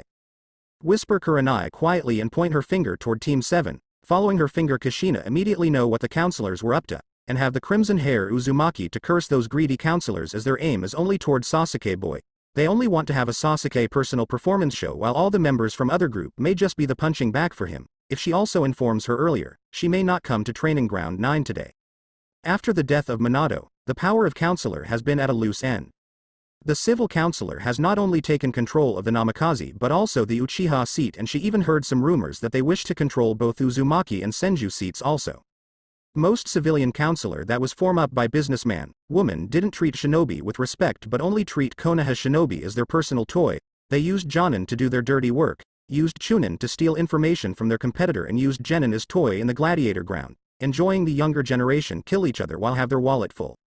Alright then, since we have so many genin teams present, how about we decide the battle with numbers? Now each team leader please come forward and pick a number from the box. Third Hokage said nicely, as each team leader moves forward to the box and picks up a folded paper from the box. No matter how much Kushina hates this, but she can only proceed as ordered.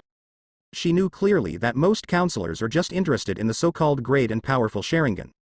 Seriously though, before the Uchiha clan being wiped out, those counselors have demanded more than enough time to limit the power of the Uchiha clan and refuse to have any business relationship with the Uchiha.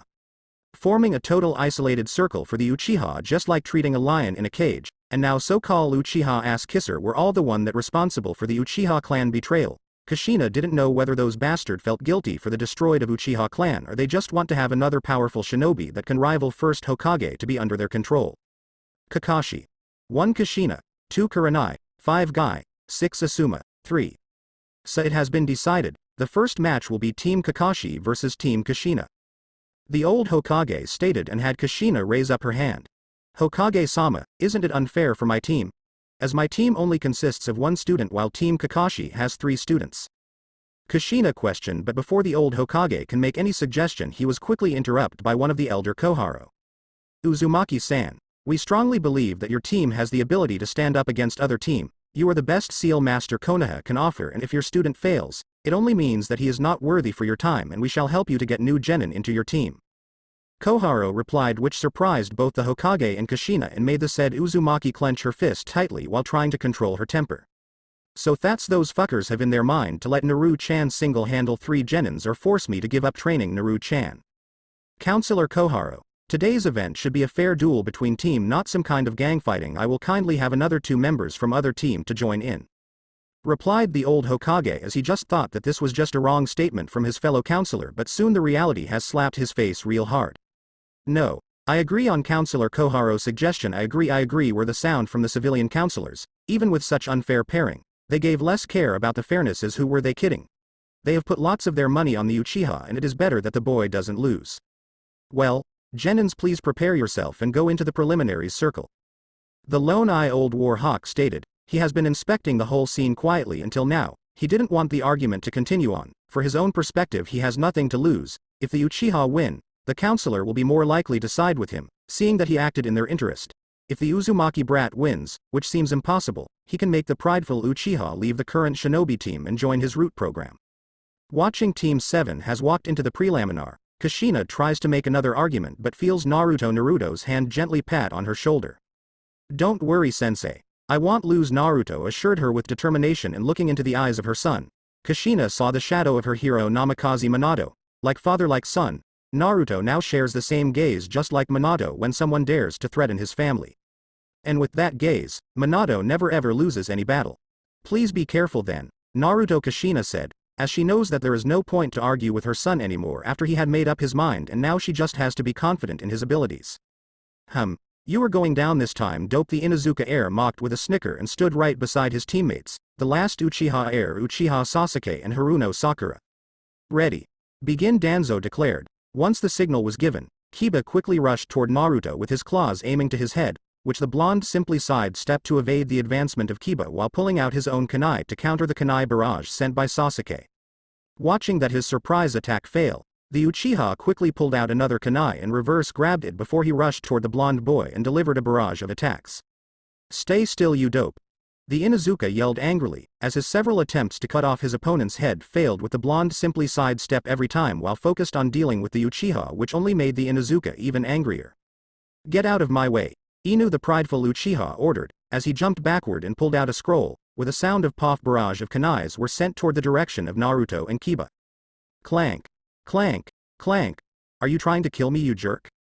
The Inuzuka yelled furiously, as he almost got shot by kunais sent by his teammate. If not, Naruto quickly kicked him away before the attack. Elite doesn't need any help, was all Sasuke replied before he once again rushes toward Naruto. Like hell you are an elite, yelled the Inuzuka, and once again crouching down and has his fang grow longer. Fang over fang. Kiba exclaimed as he turned himself into a small tornado, rushing toward both Naruto and Uchiha. Sensing the incoming attack, both ninjas decided to kick off the land by performing a backflip to dodge the attack. However, not all genin can perform a backflip, yet, the poor Sakura has to be one of those whose physical training has not developed much since graduation. She may be the most brilliant in class, but when it comes to real combat, she always imagines her Sasuke-kun will protect her in shining armor. Currently in front of her was a wind tornado formed by his teammate rushing straight toward her. Clank. The predicted hit didn't land on Sakura. With a loud clashing sound of metal, Kiba tornado was being directed to another direction and Sakura was safe but not being rescued by the hero in her mind, by rather it was the blonde Uzumaki came in her aid while has his hand bleeding for blocking a wind tornado directly. Are you trying to kill your own teammate? Naruto yelled angrily toward both Uchiha and Inuzuka. HNG. No one tells her to stand like a log at there. If she gets her, it probably because of her own carelessness. Kiba replied like it was never his fault. Quite teamwork your team have, Kakashi. Kushina mocked dryly while trying her best not to jump into the battlefield and send the Inuzuka flying as he dared to hurt her precious Naru-chan. Sakura, get away from, shut up Baka, I didn't need your help. Sasuke-kun would be the one to save me if not because of you. Instead of giving thanks to the one who just saved her, Naruto was being hit by a punch in the face by Sakura as she still thought it was because of Naruto interference that caused her Sasuke-kun to fail saving her in time. Haha. Serve you right. Trying to flirt with a girl. Kiba mocked while laughing hard, and the Uchiha also stood there while watching the rather hilarious event that just happened in front of him. TCH. Naruto hisses in pain as he uses his still bleeding hand to wipe away the blood on his mouth while quickly dodging Sakura's second punch before knocking Sakura out with the back of his kunai, and the so-called kunoichi of the year fell unconscious rather quickly. Haha. Why wouldn't you say something dope? Too afraid to say anything? Or perhaps you want to hide under the skirt of your sensei? Watching the injuries that the blonde got only make the Inuzuka mock even loudly, and this earns several genin team leaders to look toward Kakashi, who just lowers his head in shame. I should be the student of Kushina-chan, as I am the alpha, and a beauty like her should only be deserved by an alpha and not a dope like you. The Inuzuka mocked loudly, which unknown to him, his mother Sume was also present as well. The said woman had her fist clenched tightly in anger and shame. Being the heir of Inuzuka, has given too much privilege to Kiba, as almost everything he wants will be given to him by his clan, and now he thought that he should claim Kushina as well. Don't you? Kushi-chan, I will forgive you even you have spread your legs to some random man and to give birth dope, and once I defeat him, you will know who is the one really deserve you. Don't you? The blonde mumbled out in a very low voice with his lower that no one could see his face. Time to end this. Fang over fang. Kiba exclaimed once more, as he turned into a small tornado, rushing toward Naruto, who has his kunai clenched tightly in his hand and has his blood streaming down his arm. Just when the tornado almost reaches the blonde, don't you ever dare to insult Ka-sama. Roared Naruto angrily, as in that moment his ocean blue eyes turn into crimson color with three tomos. In a sudden he vanishes in front of Kiba, and next thing happens was the tornado was being hit by something hard and crashed into the earth, creating a thick dust cloud. Thinking that the blonde may been hurt, the Uchiha quickly rushed into the dust cloud and flashing hand signs. Fire release, great fireball. The Uchiha exclaimed, but due to the dust cloud, the audience can only see a fireball was created and soon vanish, but among the dust cloud they suddenly spotted a pair of crimson eyes suddenly appear, and with a sound of bone breaks, the eyes disappear and reappear again with another bone cracking sound. Uchiha-sama has awakened his Sharingan. The counselors roared happily as their gambling had higher hope of winning with the Uchiha awoke his Sharingan, but unlike the civilian counselor, the shinobi clan head, Junin, were unsurprised, or in better terms not feeling much excitement for Uchiha to awaken his bloodline. No, that didn't seem like Sasu team's Sharingan, was the inner thought of Kushina as she inspected closely on the eyes. Within the dust cloud, the dust has limited the vision of both male members of Team 7, they can't even see a thing inside the dust cloud and can only guess where the blonde was and throw their kunai toward that direction. Crack. Ah! Kiba yelled in pain as he was being hit directly in the stomach and sent him flying. Show yourself. Sasuke yelled angrily, but when he heard a loud sound coming from his right, he immediately threw another barrage of kunai toward there, thinking that the blonde is going to attack from there, but instead all of his kunai was directly hit on the flying Inuzuka. Looking for me? Asked a voice suddenly appeared behind Sasuke, and when he swung his kunai around, he missed, and next thing he knows is that someone kicked rather hard on his abdomen. With the awakening of his bloodline, Naruto can see the movement of his opponents clearly. After he releases the training seal on his body, his speed increases tremendously. In simplified terms, those two other genins can't even follow up his movement until they're hit. Show yourself. Fire release. Great fireball. The enraged Uchiha roared as he breathed out a large fireball, but hatred must have clouded his mind as he didn't think twice before he released the fireball. The fire that he performed was flying directly toward the direction of Hokage and the counselors. Wind release. Great breakthrough. The blonde Uzumaki exclaimed, forming a large wind blade and cutting the fireball in half before it hit the audience. With now the cloud of dust being blown off, the one who still seems fine and standing in the field is not the one that most counselors expected, but the proud student of Kushina. Yield, Naruto stated as he looked at his opponent, while his still bleeding hand struggled to hold a kunai. His opponents are in much worse shape than him, as Kiba has one leg broken and the Uchiha has his arm broken. You damn dope. Kiba. Don't. The elder sister of Kiba yelled in terror as she looked at her brother, who once again applied all his chakra into his hands and legs. Fang over fang. Exclaimed Kiba and turns into a tornado charge forward, but the thing shocked the audience more is fire release. Great fireball. Without any care for his teammate while Kiba charging toward the blonde Uzumaki, the Uchiha also breathed out a fireball aiming toward the blonde, but instead hitting on the blonde, the fireball collided with the charging tornado first. Normal people will definitely dodge this kind of attack, but not for Naruto. Instead of running away like everyone will do, the blonde just stands his ground and waits for the charging tornado. When the tornado is close enough, a seal appears in his hand and immediately the tornado changes direction and follows the movement of Naruto's hand to turn a circle before it charges toward the direction of Uchiha. Watching the burning tornado with horror, the Uchiha quickly jumped out of the way, but strangely the tornado was like being attracted by him. It also changed its direction and aimed straight forward at the Uchiha. And unknown to the Uchiha when Naruto last punched him, he has also applied a gravity seal on the back of the Uchiha and Kiba's also has one on his body as this cause both members of Team 7 turns into magnet-like and boom. Uchiha-sama, Kiba, Sochi. The counselors and the Inuzuka clan head's family yelled in horror as they quickly rush into the circle before the Hokage declared the winner. Laying on the floor unconscious are both Uchiha and Inuzuka Kiba as the Uchiha chest was hit directly and caused him to have several bones to break and the Inuzuka was in worse shape as he has third-degree burn and has his leg bones broken. Fu, Naruto, are you okay? Kushina asked as she also quickly rushed toward her Naru-chan. Yeah. I am fine thanks sorry Naru-chan but this will hurt a bit. Whisper Kushina quietly just beside Naruto as she temporarily seals off the chakra of Naruto and causes him to fall unconscious. Hokage-sama, I think that shall be all for my team as my students has overuses his chakra and in no shape to continue his fight. Kushina said and caused the Hokage to turn his attention toward the crimson hair Uzumaki. Oh. But in judging by the scene which my student is the last one who still able to stands, I thinks that my student has to be worthy for my teaching, then I will now take my leave then and Hokage-sama please do consider the well-being of your shinobi first next time. Kushina stated without giving any chances for the old Hokage to make his reply and before she shunshin away she heard the voice of Sume Inuzuka apologize to her. Sai Kakashi I may need to have a talk with you the third old Hokage said with a sigh as he thought that Team 7 will be working quite well and may be the strongest team in this generation since both Kiba and Sasuke can be powerhouses, not to mention with the help of both family bloodlines Inuzuka clan's Fang over Fang and Uchiha's Sharingan, plus Sakura healing ability and also the brain of the whole team. Do I really get too old to let the counselor alter my decision the old Hokage thought while recalling the event that just happened. Uzumaki Mansion, several hours later evening, Naru-chan, Naru-chan? Ka-sama. The blonde asked as he slowly opened up his eyes and found out that he is in his own room and has his arms covered in bandages with his mother just staying beside him. Thank God you were awake. Kushina exclaimed happily as she proceeded to hug her son tightly. I am sorry Naru-chan I accidentally uses the seal that used to seal of tailed beast's chakra to temporary seal off yours. Kushina apologizes as she quickly checks on the chakra pulse of Naruto and finds out that everything is fine. Thank God. Ka-sama.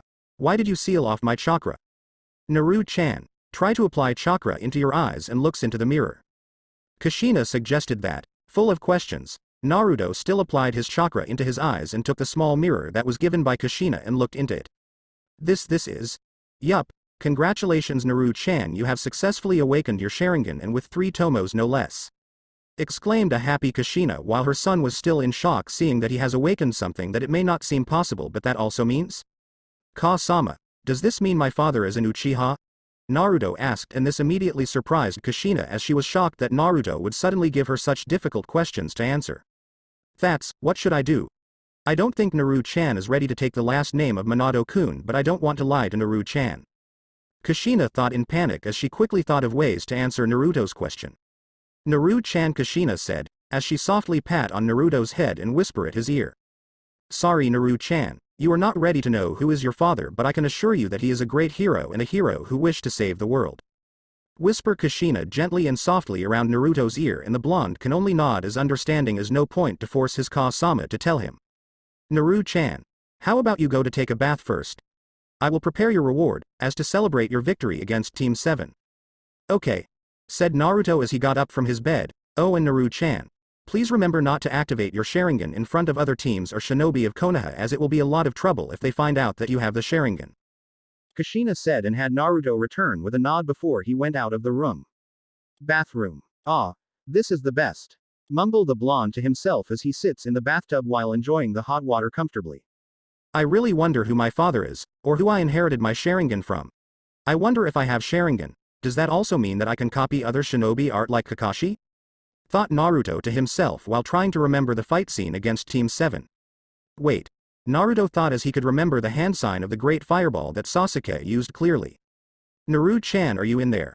I am coming in but before Naruto could get excited about his new ability the door of the bathroom was suddenly being opened by his mom who was wearing only a tower to cover up her gorgeous body. Special thanks to XX-san for helping me in this scene XD. Ka-sama? Naru-chan, are you happy with your reward? Come here, I will wash you back. Said Kushina teasingly while has the blonde's face to be burning bright red and can only look at his mother's gorgeous body without too many clothes to cover up. From her beautiful face to her gorgeous and large breasts to her round and big rear and finally her long and slim legs. Earth to Naru-chan, can you read me? Over-teased Kushina playfully as she softly poked on Naruto's forehead and brought him back to reality. Hee, come out of the bathtub Naru-chan, I will help you to wash your back, said Kushina while Naruto quickly climbed out of the bathtub and sit right straight with his face trying to not look at his mother's body. Naru-chan, although I am proud of your actions today, but seriously Naru-chan, you cannot risk yourself like that ever again, you hear me? The next time I see you like that I am going to punish you, Databane, said Kushina, scolding Naruto for hot-headed actions at the spar earlier, though she can't help but feel happy inside seeing Naruto fighting to protect her honor, but it's still bad charging ahead straight into the battle without thinking. Somewhat cute too. No. What was she thinking? It was definitely dangerous. Yes, Ka-sama, but they said that you were a whore, Naruto said with anger in his tone as his Sharingan was unconsciously being active again and had his hand clutch into a fist. Naru-chan, I am glad that you would protect my honor, and I know that they were saying bad stuff about me. That happens all the time, but I can take care of that myself. Your mother is an awesome kunoichi, is she not? Chided Kushina as she softly patted on Naruto's head with happiness filling her voice. And Naru-chan, as for today's reward, you are not allowed to look directly at me, but I will allow you to look into there, said Kushina as Naruto follows the direction where Kushina pointed and found a large mirror. But the most important part is, when the second Kushina saw Naruto look into the mirror, she decided to discard her tower and left her bare naked. In that moment Naruto almost has his eyes fly out from his socket as he can't believe what he just witnessed. With the mirror he can almost get a full view of Kushina's body, with her huge mounds moving up and down in rhythm with her breathing. Her pink nipples are somehow erect while washing his strong back. Ops. I dropped the sponge, can you help me to get it? Asked Kushina with a smile as with his shaky hands Naruto slowly reached for the sponge, but before he touched it, he felt something soft was pressed tightly onto his back. Glup. The feeling is so wonderful as the things are so soft and bouncy. With excitement and nervousness the blonde slowly raises his gaze and looks into the mirror. Naru-chan, do you like the sponge I used to wash your back? Asked Kushina. As for Naruto, he almost passed out from noseblood as his thought was right. The sponge that Kushina uses to wash his back are none other than her huge soft mounds that are currently rubbing up and down of his back. All done. Naru-chan, can you kindly help me to wash my back? Asked Kushina as she turns over and has her back facing Naruto. Once again with shaking hands the blonde slowly applies shampoo onto the sponge and moves up and down on Kushina's milky white back. In that moment Naruto is moving his body very carefully so as not to accidentally brush his rod against his mother's smooth white back. He marveled at how, despite having huge physical prowess, her body still feels soft to his touch. He kneaded his hand around her shoulder, hoping that he was doing a good job at massaging her shoulder when he felt her tense muscle relax and a soft moan escaped his mother's lips. That was great, Naru-chan. You're surprisingly talented in this. Would you consider open a massage shop when you become an adult? Asked Kushina as she was astonished at his skills. I mean, I don't think so, Ka-sama. I still want to be the strongest shinobi there ever is, Datbeo, answered Naruto as he almost lost his mind in that second as the view in front of him is too beautiful. I believe that you can achieve your dream. After all, you're my student. Thanks, Ka-sama. That means a lot to me, Naruto said while blushing. Since you did a great job for washing my back earlier, I'll give you one more reward, declared Kushina as she suddenly turned around and hugged Naruto, pushing his head between her breasts. Here, have a taste of these twins, said the crimson-haired Uzumaki with a teasing tone as there are still some bubbles covering her body, but moreover she looks more sexier in her current state.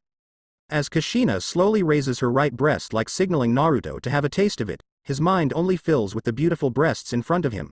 Naruto quickly sucked on her pink nipple without any mercy and had his left hand moved up and grabbed her right breast and started fondling it. Not so tough, moaned Kushina sexily as this makes Naruto give more into his desire as he begins to suck and fondle Kushina breasts more furiously. As for Kushina, she unconsciously begins to rub her thighs together. Almost losing to his desire, the blonde slowly moves his left hand away and slowly travels along the slim stomach of Kushina and goes all the way down. But when he almost reached the more holy place of Kushina, he was suddenly stopped by Kushina letting go of him. Naru-chan, that's wonderful, but I don't think it the time for you to touch me at there, said Kushina teasingly as she looks into Naruto's eyes with love and passion. Let's finish our bath and have dinner, ya? Naru-chan. That night, after saying good night, Kushina went directly into her room and closed the door behind her. But when the door was closed shut, what have I done? Yelled a blushing Kushina while rolling on her bed while hugging her pillow tightly. Isn't that what you want? But I don't think that my other self would be so bold. TCH, I can't never understand you human. You are the one who requested me to seal away your fear temporary and now you are feeling scared about something you want. Kurama. Whatever the giant demon nine-tailed fox said with a smirk before he cut off the link he shares with Kushina and put an additional claw mark on the wall before he happily went to sleep. A week had passed since the friendly spar with Team 7 and soon not after the spar ended. A lot has happened since then. First, Kushina was being summoned to the council. As she fully expected, the council was quite mad at her student for hurting their last precious Uchiha heir who holds the most powerful dujutsu in the elemental nations. As for Kushina, she didn't really care how much damage the Uchiha boy had received from the match, as she knew well that the counselors did not truly care for the boy since they only treated the boy as their most powerful tool to help them earn more money. She was also quite aware the fact that behind the mask of those counselors, know or unknown about her identity, they were still aware of her status of Kyuubi's Jinchuriki had live in the wall. If she decides to leave Konoha, most counselor would probably beg the third Hokage to bring her back. Until the end of the meeting, there was no punish given by the third Hokage, even though the civilian counselors strongly suggested that the third Hokage to disband Team 9 and rearrange other students to Kushina teams, but their suggestion was immediately turned down by the third Hokage with the threat of throwing several leading civilian out the meeting. Second, Kushina had continued the training she planned for Naruto, while slowly increasing the intensity as the awaken of Naruto bloodline may cause even more trouble to them now. It is lucky that Naruto only awakened his Uchiha bloodline alone. For now, she has heard from the elder in Uzumaki that the Namikaze bloodline may be more destructive, but that may be just rumor as there isn't any famous Namikaze known to the world except Minato. Not to mention, Kushina and Naruto had been running around Konoha doing D-rank missions. Sometimes it would just be the two of them on the mission and other times they would be joining one of the other teams from Naruto's years, which annoyed Naruto to no end, but he still managed to learn lots of stuff after the mission was over. During Kushina's younger age, she used to stay in Uchiha clan head houses when she was with Minato. Thus she still managed to unlock the seal formula of the clan head's library during midnight and secretly retrieve some scroll about Sharingan from the Uchiha district to Naruto. Today, we found Kushina and Naruto making their way toward the Hokage Tower with the said young blonde holding a cage which contains a dangerous raging beast and was the nightmare of all Konoha genin Tora. Meow. Meow. Sensei, can I just throw this beast away? Naruto asked in annoyed, as this is the fourth time that they were sent to retrieve the stupid cat that somehow keep running away from the noble wife house. Well, although I have the same wish to dispose of this cat Naru-chan, but, you know the rule. Kushina replied with an apologetic smile, while she looks at the annoyed faces that her student has on his face, which in her opinion is quite cute as he still has some baby fat on his face. But, Kushina said with a change in her expression and walks closer to Naruto before whisper in a low voice which only Naruto can hear. You did a very good job for finding the cat within 10 minutes, so I will give you a small reward after we finish this mission. Is that alright to you? Kushina teased playfully and had dozens of thoughts swimming in her mind, but the sudden hand landed on her right ass cheek with a smack and then another on her left ass cheek surprised her greatly and made the said Uzumaki go completely rigid. How about I get my reward now? Sensei, was the reply of Naruto with a nicely healthy smile, and his left hand took hold of the cage while his right hand began groping Kushina's ass cheek. Someone is being eager, aren't you? Kushina replied with a soft peck on Naruto's forehead, making the said blonde blush a bit. You will receive better reward later. Let's go to the Hokage Tower first, Naru-chan. Hokage office. After 5 minutes, both Naruto and Kushina have reached the tower. Just when Kushina is going to knock on the door, she can clearly hear the arguing sound inside the office, and it sounds like the old Hokage is currently arguing with some old man. I pay more than this, and this is the best you can offer me? Trust me, Tazuna-san. Team 7 is the best genin team we can offer, and your payment can only afford 1 or maximum 2 chunins to escort you. The third Hokage replied. When Kushina heard the familiar name of Tazuna, she was surprised and recalled the memories about this old man before she decided to enter the Hokage's office. Knock. Knock. Come in, Hokage-sama. Team 9 had completed the mission. And Tazuna Gigi, is it nice to see you still healthy and well? Kushina greeted both old men with a smile and caused the old bridge builder to turn his head to Team 9 with surprise all written over his face. Kushina-san. Tazuna Gigi. Nice to see you again. The blonde teenager greeted with a foxy grin, and the old bridge builder also smiled happily in return when he saw the young blonde. Naruto boy. You have grown up so much. The old bridge builder replied, and like a grandpa, he quickly walked toward the blonde and checked him from head to toe. Decided to let her son have a small conversation with the old bridge builder. Kushina begin her report, as she has to show her professional inside the office even if she is happy to see the old bridge builder again. How are you, Naruto, my boy? I hope you haven't been causing too much trouble for your mother. I have been good, Gigi, and I am an official shinobi now. The blond boy replied proudly to the bridge builder and pointed at his forehead protector, which made the old bridge builder smile happily. Well done, Team 9, you are dismissed, Hokage-sama. May I request to change my escort team to Kushina-san team? The third Hokage was surprised by the request of the old bridge builder, but he can see the reason behind Tizuna's wish to change the escort team. Hokage-sama, you said the money I paid was only affordable for a team, then I will gladly choose Kushina-san's team as my escort since they have been to Wave before. Tizuna replied, and this caused the third Hokage to begin his brainstorming. Sure, he is okay to have Team 7 or Team 9 tag along the mission since it would be a good opportunity for the genin to take a look at the view outside the wall. However, his duty as the Hokage forbade him to do so. First, the payment made by Tizuna was only affordable for one team. If he allows Team 9 to take over the mission, it will be unfair to Team 7. Second, if he allowed Kushina's team to tag along, it may begin a bad example for the payment of genin team, and the most serious issue was, can he allow the Jinchuriki to leave Konoha? TCH. You want a loser to escort you instead of the elite? Foolish old man. During the third Hokage brainstorming, one of the team members of Team 7, or in better terms Kiba, once again begins his mocking on Naruto's team.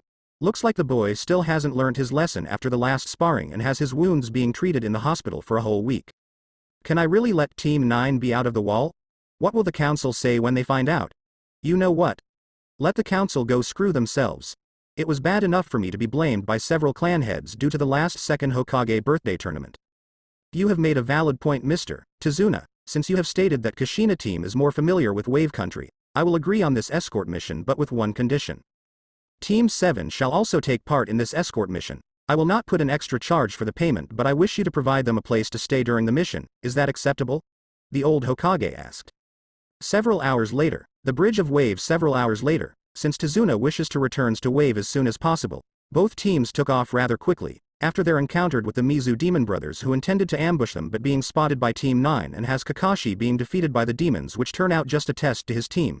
Tizuna finally told both teams the truth behind this mission.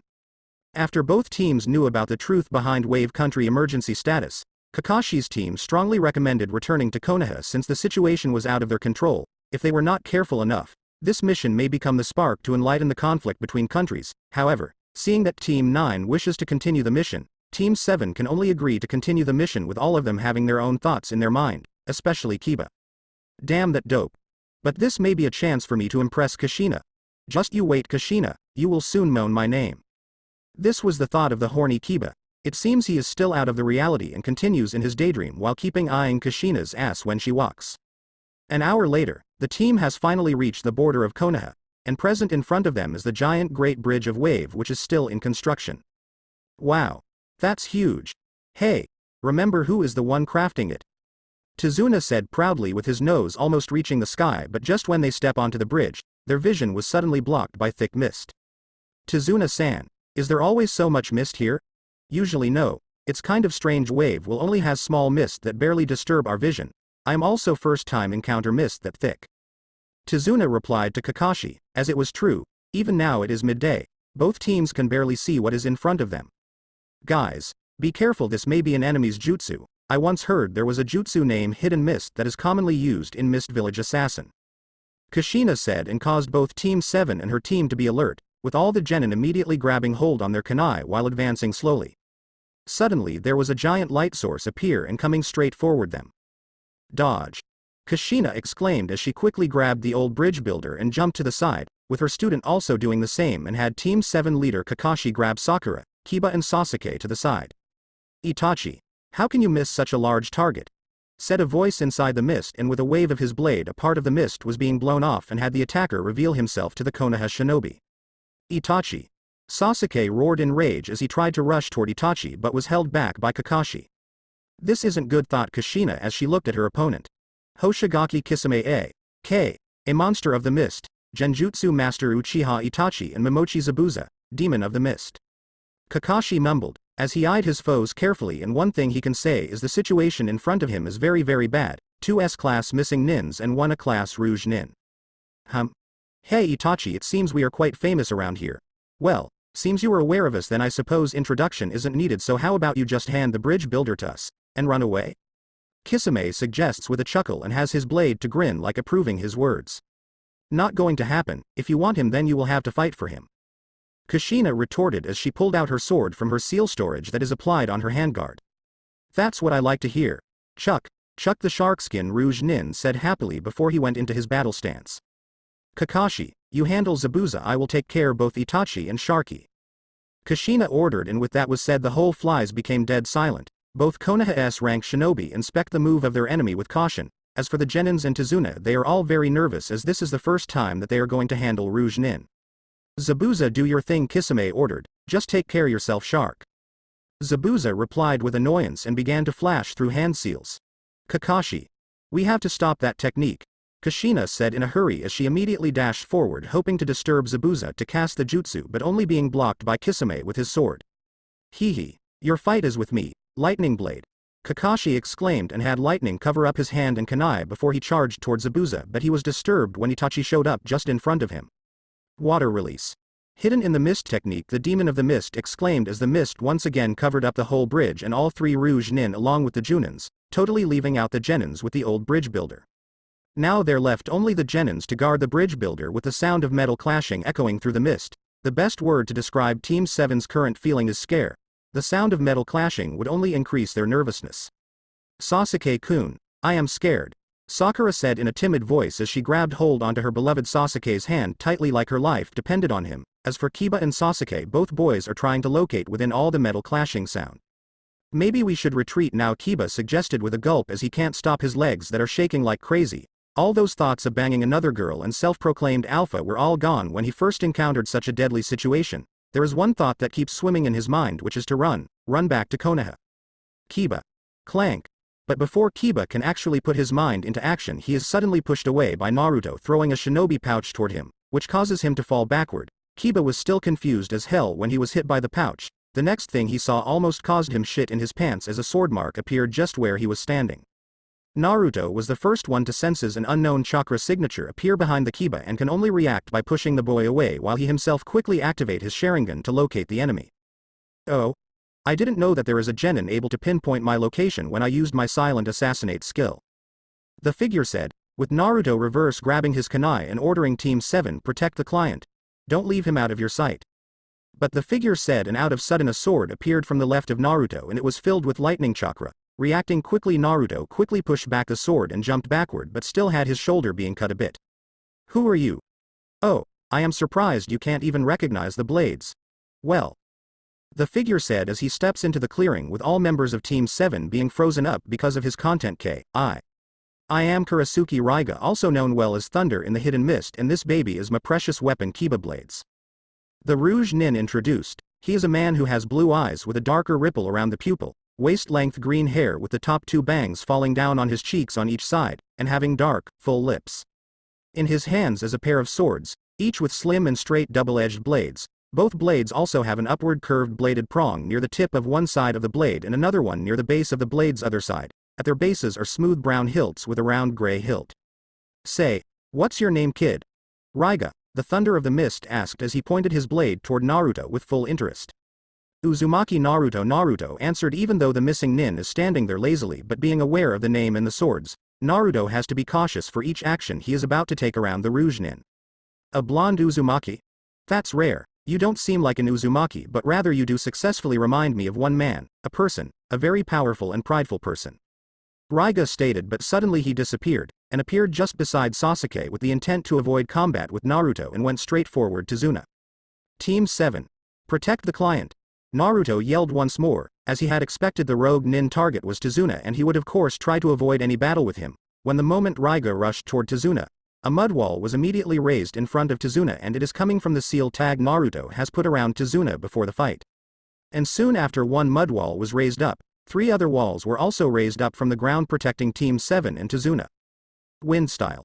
Windblade, Naruto exclaimed, and his kunai was being covered in a layer of wind. In the elements, wind can beat lightning, but in the case of Naruto his kunai can barely counter against the Kiba blade. Clank tch, you surely look like a man that I fight before. The yellow flash and hero of Konoha Namikaze Minato. Raiga said as he pushed Naruto's kunai back and began to exchange blows with him. While Naruto has practiced kenjutsu before, his standard in sword art still has some gap between a true 7 swordman of the mist. Clank. Clank. Clank. You fight with your spirit, but Raiga said while pushing the blonde backward as his speed is still faster than the blonde and forced the blonde to be on the defensive. With an upward slash, Naruto's windblade was being cut in half. Seizing this opportunity, Raiga raised his left leg and delivered a powerful kick toward Naruto's abdomen and sent him flying a short distance. But just when Naruto regains his balance and tries to fight again, the Kiba blades that cloak with lightning has already pointed toward his eye, and with one more inch it will stab into Naruto's eye. You provide a good fight, however you are still too young to challenge a true swordman. Raiga stated coldly as he pointed his blade toward the blonde and kept him in place. But you do remind me of that person who also set me free after I lost in the battle. I don't know whether he is related to you or not, but think this is me paying the debt I owe him in the second war. Raiga said before retreated his blades. Until next time, brat. Raiga. Naruto yelled as he quickly took out another kunai and cloaked it with wind element again while trying to cut toward Raiga, only to have Raiga to dissolve into water as he had already shunshin away and replaced it with a water clone. Wind style. Great breakthrough! Exclaimed a feminine voice as a large wind blade was created and blew off the mist that covered the battlefield. And now the crimson-hair Uzumaki is trying her best to fight the monster of the mist while in the meantime locate Itachi. The battle between her and Kisame can only be described as a fair fight as Kushina has more agility while Kisame has more strength, so both of them weren't able to defeat each other soon. As for Kakashi, he just charged up a lighting blade and rushed toward Zabuza, but suddenly Itachi appeared beside Kakashi while in his Susanoo form and knocked him into the lake. Water style. Water prison. Zabuza exclaimed, and immediately Kakashi was covered up by water and held in it, unable to move, and had Zabuza create one clone to maintain the jutsu. Now it just left one more, Zabuza said with a shark-like grin, as he dashed toward Kushina, who was still fighting against Kisame. Ka-sama. The boy roared as he directly rushed toward the battlefield without any second thought. Currently his mind only filled one thought: now protect his mother. What do you think can be achieved by yourself? Zabuza asked with a chuckle before he joined in attacking Kushina, but was stopped as he saw the blonde rush toward him and swing his blade toward the blonde. Lightning blade. Naruto exclaimed. With the power of his Sharingan, he has successfully copied the hand sign of Kakashi's lightning blade and applied it onto his kunai. What? Slash! In a blink of an eye, the Kabikirabocho was being cut in half, and the attack didn't stop there as Naruto slashed up a big cut onto Zabuza's chest and caused the said swordman to cough out blood. What have you done? Kisame yelled in panic as he quickly pushed back Kushina's sword and prepared to counter the lightning blade, but he made a mistake by looking into Naruto's eyes and being frozen in place. Sharingan. With just only blank for several seconds, Kushina quickly uses this opportunity to slash upward and aim to cut down Kisame's head, and Naruto also has his lightning blade aiming toward Kisame's heart. Susanoo, but in the last moment a crimson giant skull appears before Kisame and deflect both blades. Fire release. Great fireball! Itachi exclaimed as he cast out a giant fireball, acting quick. Water release. Water dragon bullet! Exclaimed both Uzumaki as they put out the fire, but during that time Itachi had already brought Kisame with him and shunshin away. Kushina, are you alright? Kakashi asked. Just as the water clone of Zabuza disappeared, he managed to break free quickly, but when he appeared onto the bridge again, he just saw a figure with Mizu's hunter Nin mask had carried Zabuza and shunshin away. I am okay. How about you, Naru-chan? Kushina asked as Naruto quickly deactivated his Sharingan before turning to face the copy ninja. Yes, I am fine. We should really get going now. Whose knows will there be any more reinforcement or not? Kakashi suggested and received nods from both Naruto and Kushina as they quickly walked toward the client and the genins of Team 7. And, of course, the genins of Team 7 are all angry toward the blonde as the sudden rise up of the mud wall causes some of the mud to stain onto their shirt. Later. Knock. Knock. Yes. After the teams reached Wave and sooner, they reached Tazuna's house while the entire way Naruto was looking around at the island, and it was almost still the same, but now the situation here is more critical. There are many houses or shops being destroyed, and the teams also spotted several thugs here and there. After Tazuna knocks on the door, a woman who looked to be around the age of Kushina comes to greet them, and when she sees her dad is safe, she quickly lunges forward and hugs the old bridge builder tightly. Thank God you are safe, too-sama. Tsunami exclaimed happily while hugging her father tightly. Tsunami-chan. Long time no see, Kushina greeted nicely as the said woman let go of her father and looked toward Kushina. Kushina-sama. And that must be Naruto-kun, good to see you guys again. Tazuna house. Later. Tazuna's house is a small house outside of the city, with most of it being surrounded by water, and someone living in an economically struggling country, not having a lot of money. Tazuna still able to uses all his knowledge to build up an amazing house as it was surrounded by water, which without doubt would be an amazing view at night. After showing the rooms for both teams, all teams are now gathering at the living room, As for Tsunami, she had been really hospitable to them, especially after she saw Kushina and Naruto again, because they have been away from Wave for 4 years. When at dinner time, Kushina had offered her help at the kitchen, and she saw that Tazuna's family didn't really have a lot of food in his house, and if they really all eat here tonight, all the food will eat and finished within a month, so she quickly decided to go out and hunt some animal for her and Naruto. Although Tsunami insists them to stay and told her that they have enough food supplies, but still being turned down by Kushina as she don't want to bring any difficult to Tsunami. Forest, an hour later. Naru-chan, are you sure you are enough already? There are still pretty more fishes if you want. I think I am good thanks, Ka-sama, the blonde replied as he sits on the log silently while hunting and surviving in the forest should be a tough job for almost every normal person, but for shinobi and with someone who has almost perfect control on water element, it is quite easy for Kushina and Naruto to catch fishes without any problem. Find more to me then, Kushina said while trying to convince Naruto to have more fishes, but when she glanced towards Naruto, she didn't get a response from him and saw that he was busy looking at the stars while in deep thought. This makes Kushina frown. Is her son being troubled by something? Why did he choose not to tell her? Thinking quickly, Kushina suddenly found out that they are in the forest and that left only 2 of them, and now it is like a perfect time to catch her Naru-chan off guard and reward him for his action on the bridge. With that, a small teasing smile quickly spread on her face. Softly put down her food and quietly sneaked up behind Naruto before she suddenly surprised him when she cupped his cover crotch. Ka-sama. Naruto yelled out as he was being caught completely off guard and his brain was still trying to catch up with what was happening right now. Seeing that her move's success, Kushina softly presses her clothed breasts against Naruto's back and has her hand grabbing his crotch. Immediately she feels his penis become rock hard under the trousers. Looks like someone is quite hard already, teased Kushina while whispering beside Naruto's ears and blowing some hot air into it, but just when Naruto wanted to turn his head to deny it, he was surprised by Kushina as she placed her lips against his and softly she inserted her own tongue into Naruto's mouth and their kiss turned into a hot makeout. After kissing for about 30 minutes, Kushina decided to pull back for oxygen and has a string of saliva while still has her hand on his crotch while smiling seductively to her son.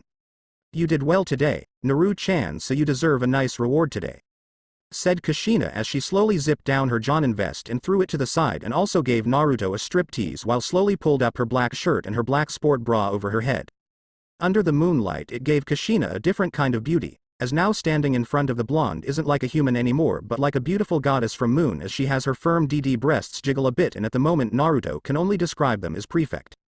Come here, Naru-chan, signaled Kushina seductively, like his whole soul was being controlled by the goddess. Naruto unconsciously moved toward Kushina. Come Naru-chan, claim your reward, said Kushina as she slowly laid herself down onto the grass on her back, as without any second thought Naruto hungrily got on top of the goddess and stated to lick, suck and play with her breast. As Naruto squeezed and bounced her left breast forcefully while sucking greedily on her right nipple and drawing circles around the pink tip with his tongue while pulling it sometimes. Not so rough, moaned the beautiful Kushina sexily as she leaned her head back onto the grass and just enjoyed the pleasure she felt from Naruto sucking on her erect nipples for a while. And for Naruto, he decided to continue to suckle on both her nipples, switching from one to the other. He sucked on them gently and roughly while also occasionally pinching her nipples, and he showed no signs of wanting to stop anytime soon as he also left a few kisses on her breasts. But when Naruto had bitten onto her right nipple and was about to pull it with his teeth, Kushina softly touched his chest to stop him. Naru-chan, that was amazing, but I don't want to be the only one receiving pleasure, now let me serve you. Whispering Kushina gently and slowly she pushes Naruto backward and instructs him to sit on the log before she crawls toward him and slowly unbutton his pants and pull them down along with his boxers. And when Naruto's penis being revealed, Kushina has all her blood gathered up onto her face. Oh my god.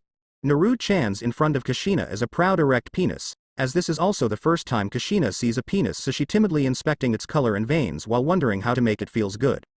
Slowly bringing her shaking left hand up, Kushina gathered up all her courage as she softly grabbed onto and felt a little surprise when it throbbed at her touch. As for Naruto, he gave a grunt when Kushina held his penis in her hand, and remembering the teaching from a medical book, Kushina slowly pulled down the foreskin and revealed the pink tip with a little bit of precum. Gently and softly Kushina began to stroke Naruto's cock a few times. Ka-sama. Naruto moaned out loudly as this also makes Kushina feels happy. After stroking for few more times, Kushina decided to give more pleasure to Naruto as she suddenly stopped, and this bring confusion to Naruto, but the next thing she do. Ka-sa. Kushina softly pressed her soft breasts against Naruto's erection and had his rod disappear in between her twins and could only see his tip poking up in between the soft twins. Just the soft and indescribable pleasure almost made Naruto to release his load. Ka-sama. I am going to. warned Naruto. After Kushina pushed her boobs against his cock few more times, Naruto suddenly released her cum and the amount of sperm Naruto shot had its stain on Kushina's face and her breasts. As for Kushina, she felt every single shot from the cock nestled between her tits and a few white spurts shot up and landed atop of her tits and face. When Kushina released her breasts and they opened up, she saw a sticky mess with few semen strings connecting to Naruto's now flaccid cock. What a large amount you have, spray out Naru-chan. After cleaning. Now, Naru-chan, do you have anything you want to talk to me about? Kushina asks nicely as she takes a seat beside Naruto and turns to look at him. It's nothing, Ka-sama, Naru-chan. Please, I have been with you for your whole life. I know there is something troubling you and I wish to help you with it. Kushina comforts as she tries to persuade Naruto to tell her the truth. Well, it nothing, Ka-sama, Naruto said before he stands up from the log. I am going to take a walk. Ka-sama, please head back to Tizuna Gigi house first, I will see you later. Naru. After the small event, Naruto decided to take a walk alone. While this may have confused Kushina as this is the first time Naruto didn't want her to come along, but she can only agree with him as he is very sure about it and telling her that he needs some space for a while. After she remind him to be careful, before watching her son walks into the deeper part of the forest, Kushina can't stop worrying about her son but decided to lessen a bit of her worry as she thinks that maybe Naruto faces some personal problem in his puberty and really needs some space for his own. Beside the lake, for Naruto. You remind me of a person, the yellow flash Namikaze Minato. Is he telling the truth? That I look a lot like the fourth Hokage? Thought Naruto as he begins to remember the looks on her mother when he asked about the history of the fourth Hokage and also the appearance of the fourth Hokage. Ocean blue eyes, blonde hair, that's the similarity I share with the fourth, but if the fourth really is my father, who did I inherit my Sharingan from? While Naruto is deep in his thoughts, he is not aware that a pair of crimson eyes are quietly watching from the tree beside the forest. Wah. The sudden appearance of a large group of crows rushing out from the right side of the path knocks the unprepared genin onto the forest floor. We meet again, Naruto-kun, said a voice just as the group of crows disappeared. Itachi. Naruto exclaimed, seeing the man that stands on the tree, and quickly pulled out his kunai to fight. It seems you have grown stronger and looks more similar to your father. What about my father? I have no father. Naruto yelled furiously, but, in his heart, when the word father was being spoken, it immediately caught his attention. Nonsense, Naruto-kun, I knew your father and I used to learn from him. Itachi said without changing his expression, and I also knew who was the one gave you the Sharingan, but. The Uchiha explained, but suddenly a chakra signature appeared just right behind Naruto. You haven't truly awakened the truth power of Sharingan. Itachi said the last thing Naruto saw before he faded was the beautiful crimson eyes of Mangekyou Sharingan possessed by Itachi. This may be cruel to you, but if you want to protect those you love you must pass this test. Naruto's mindscape. It a genjutsu, it not real. My lord, what should we do about the Jinchuriki? Extract the Kyuubi and kill her later, we don't need any survival. Said a voice just beside Naruto. Not knowing how long have he been passed out, Naruto slowly open up his eyes and tries to move his hands and legs but found out that he can't. Begin the process, yelled a painful and familiar voice as this caused Naruto to immediately open up his eyes and only to see there were a group of people standing around his mother while pulling out something from her stomach. Ka-sama. Oh, the dirty son of Uzumaki has awoke, said a voice, and this caused Naruto to turn his head toward the sound only to see a man with bandage cover his right eyes, but for unknown reason Naruto can't see his face clearly. Release her. Now. Yelled Naruto furiously as he tried to break free from the chains but found out that his chakra is sealed. Don't try to escape, brat, it no uses. My lord, the extraction is complete. A man with a boar mask said and turns toward the man beside Naruto. Very well, said the man and turned to look at Naruto with a grin. Thanks to you, my boy, we have finally able to capture the Kyuubi and now has all its power under my control. Said the man before he turns toward to his Anbu and ordered him. Kill her, Naruto. I like trying to tell Naruto something. Even in her weakest state, Kushina also forces herself to smile and tries to say something, but it stops as a man with a blank mask raises his sword and brings it down toward Kushina. Ouch. Damn it, can't you be gentler? The source of the sound belongs to the famous demon of the mist, hissing in pain when his apprentice applied some medical ointment cream onto Zabuza's wound. Stop acting like a big baby. If you get so carried away in battle again, I will not help you next time, Zabuza-sama. The Mizu hunter nin complainant. The hunter wore a special Mizu bounty hunter on her face after finishing applied ointment onto Zabuza's wound before wrapping up some bandage around his chest. Troublesome, ouch. Please stay still, Zabuza-sama, the Mizu hunter nin said. Unlike other hunter ninjas will be more likely to be muscular build, the Zabuza apprentice has long black hair that ties up into a bun and her build is much slender than average bounty hunter. After she finishes wrapping up the bandage around Zabuza's chest, she then proceeds to cleans up her hand that is full of blood. Still acting so hot-head again Zabuza? The Thunder of Mist asked. He just finished his negotiation with both members of Akatsuki and he was here to bring the latest update to Zabuza. He just stood beside the door and had his famous blades Kiba strapped on his waist. TCH, you are not better than me, Raiga. You have let your target escape when he was just being protected by several brats. Zabuza mocked with a smirk with the said Thunder of Mist just shaked his head in reply.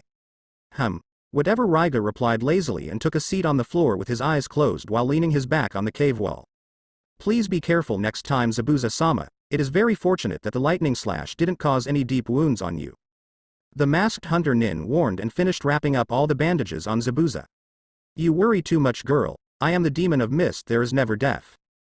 Zabuza said proudly. His title of the demon was earned during the war and it truth that he rarely lose, but before he can continue to show off, his speech was interrupted when Thung. If you rush out battle without a full plan next time, I will leave yourself at there, Zabuza-sama. The girl warned with an ice needle struck on the wall behind Zabuza. With only a few inches closer the needle will hit Zabuza's forehead. Wow. Chill out, girl, the Thunder of the Mist said after he heard the sound of something struck on the wall. His first thought was some kind of ambush attack and had his thunder blades tightly grabbed in his hand only to find it was not an enemy attack.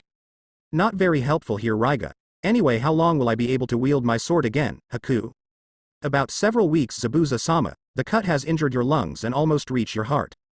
The now known Haku replied. Before she put down her mask and revealed her beautiful face, the word beautiful or gorgeous may be the words that fit her the most. She has a pair of beautiful black eyes and skin that can compare to the beautiful first snow in the winter.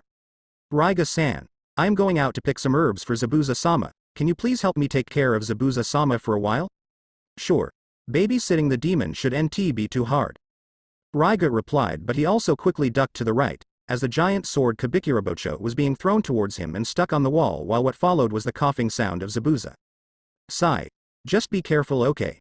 Haku advises with a sigh before she walks into the deeper part of the cave to change. After she changed to her pink kimono, the girl then proceeded to head out. Even though she knew it was possible that both her master and Raiga might try to bite each other's head off, she can just hope that maybe she worries too much, best not to think about it for now. I will be heading out now, please be careful, Zabuza-sama. The girl said before forming a simple seal after she stepped out of the cave, covering the safe with a simple illusion. Tell me, Raiga, why did you let go of your target? The demon asked after Haku went out. Straight to the point, huh? The Thunder of Mist replied. Zabuza, do you believe the fourth Hokage has a son? Back to Haku. It is now in the morning and usually there isn't anyone in the forest at such time, thus Haku didn't take much weapon with her and just bought a basket that has 2 kunai in it, slowly walks toward the lake area as there are some medical herbs she needs. During her walks toward the lakeside, birds and small animals can be seen very often. It is just like they are not afraid of the girl and wish to stay close to her. But today is destined to be an unusual day. When Haku reached the lakeside, she was surprised that she was not alone. She saw a blonde teenager laying on the forest floor like he was in deep sleep. Why did anyone choose such a place to rest at night? Wait. Was the thought of Haku when she saw the boy. After she decided to walk closer for a close inspection of the blonde boy, she was surprised to find out that in front of her is the boy that injured Zabuza-sama. He might be a threat to Zabuza-sama, Haku thought, quietly and steadily, forming an ice needle from the wet grassland and preparing to deliver a fatal blow to the boy and probably kill him while he was sleeping. But when Haku prepares to strike, her hands begin to shake furiously. As silly it may seem for a rogue nin to be scared of killing, but for Haku's case the death of her family has created an unrepairable nightmare to her. The death of her parents in front of her, their last words, their blood has caused too much harm to young Haku mental. She still couldn't walk out from her past. The eyes of her parents' murder had keep hunting Haku until now. Why can't I? Haku thought as she began to fight with her own soul, and finally she gave up and dissolved her ice needle back to water and had it splash over the grassland. Excuse me, sir, you were resting on the herbs I need. Haku said gently and gently shakes on Naruto's arms. But suddenly the boy's eyes snapped open and he quickly lunged toward the surprised Haku, pinning her onto the forest floor while has his hand choking her throat. Die. Die. Die. Why did you kill her? Naruto roared angrily. The nightmare Itachi brought on him has caused him too much suffering. In that moment his Sharingan changes into Mangekyu with blood tears running down his eyes. Wait. Please. Haku mumbled out weakly as her strength isn't as strong as the blonde while she is trying her best to push away the blonde. After he had the soft and gentle voice of a female, Naruto almost instantly snapped back to reality and he quickly looks around his surrounding only to surprise that he is trying to choke a girl. What? I am sorry. Naruto exclaimed rather panicked, as he quickly moved away and pulled the girl up. I am sorry miss. I am so sorry. Naruto apologized quickly and softly patted on the girl's back to help her to regain her breath. 5 minutes later, Naruto has just been through hell for the past several hours, watching the one he cares the most being tortured, kill again and again cause him almost losing his mind, but just when he was in the urge of breaking down, a soft and gentle voice ended his nightmares and bring him back to the world. And now in front of him is a beautiful girl with long black hair that reaches her back, pale skin and large dark brown eyes. She wore a pink sleeveless kimono with pale red edges that shows her slender frame, and most importantly she has a very beautiful and gorgeous look. I am so sorry about the blonde apologized once more but was stopped by the girl. It's okay. Haku replied as she moved closer to Naruto and put her hand onto Naruto's forehead. This made Naruto's face heated up quickly as the close contact with the girl has made him smell of her fragrance while has the girl's pink lips just in front of him several inches. You are not having a fever, were you having a nightmare, Shinobi-san? Haku asked, even though she knew the boy in front of her is an enemy, but her role as a medic made her worry for the blonde too. Beautiful, Naruto mumbled out as his mind was being carried away by the previous contact with the girl, and this clearly took Haku by surprise as this is the first time she was ever being complimented by a boy and has a little pink on her cheeks. Thank you, Shinobi-san, Haku whispers, as she gives a smile to Naruto, which also brings the said blonde back to reality again and makes him blush harder while having all the nightmare from Itachi illusion being thrown away. So, what are you doing out here all by yourself, miss? Naruto asked as he nervously offers his hand and pulls Haku up. Hey, is it not polite not to introduce yourself first, you know? Haku complained in a joking tone together with a playful smile and accepted the offer, letting Naruto pull her up. Oh right. My name is Uzumaki Naruto and I am a shinobi from Konoha, and what is your name, beauty? Cut it off, I am not a beauty, my name is Haku, no last name, and I am just a civilian from Wave.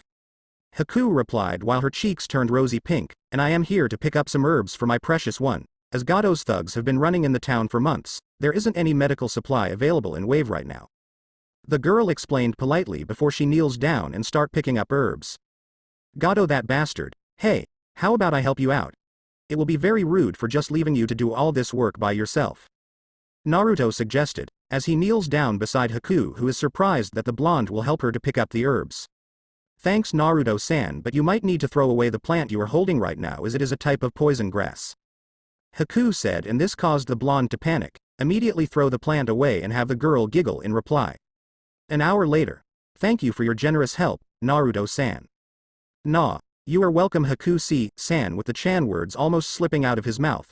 Naruto immediately changes the word at the last minute and has his and Haku's cheeks to blush. Well, I don't mind if you refer to me as Chan, Haku whisper quietly before she picks up the basket. Thanks again, Naruto-san, I will be going then. Haku bit fell well to Naruto, as she turns around, but just after she took several steps she heard Naruto. Will we meet again, Haku-chan? Naruto asked. He was also nervous and excited about the answer. We probably will. Bye Naruto-kun, Haku replied as she gave Naruto a polite smile before walking into the deeper of the forest and leaving Naruto alone standing at his place. Why did I feel that I don't want her to leave? Was the thought of Naruto, as this girl Haku gave him the same feeling of his mother when she said she loves him, but it is kinda different from Kushina, as both of them have totally different personality. Kushina has a very active personal while Haku give him a feel of peace and gentle. I should probably head back now, to Zuna's house. Half an hour later, knock, I am back, Naru-chan. Just when Naruto opens the door, a crimson-haired Uzumaki who has been worrying sick about her son immediately lunges toward him and hugs him tightly. Where have you been all night? Do you know how worried I am? Ka-sama, with shaky hands, after being through the horrible nightmare for all night long, the blonde gently hugs Kushina and confirms once more that in front of him is his beloved mother, alive and warm. Thank God. The blonde whispers quietly as he is glad that she is safe and sound. Without saying a word to each other, both mother and son quietly enjoy the embrace of each other for several minutes before they let go of each other. Naru-chan, seriously, where have you been last night? I have been worry sick for whole night. Ka-sama, I rather not talk about it, Naruto answered as he really doesn't want to recall the horrible memory of last night. The blonde chooses to hide the truth for once, even though he told her that he met Itachi last night. It will only get her to be more worried. Okay then. But if you have anything to tell me, I will gladly listen to you. Kushina replied. She then wipes away her tears and calms herself a bit before she puts up a big smile. Alright then Naru-chan, let's begin our training today. Eh? Training? You aren't possibly thinking that I will allow you to be lazy, Naru-chan? Since you are back, let's begin our training right away then.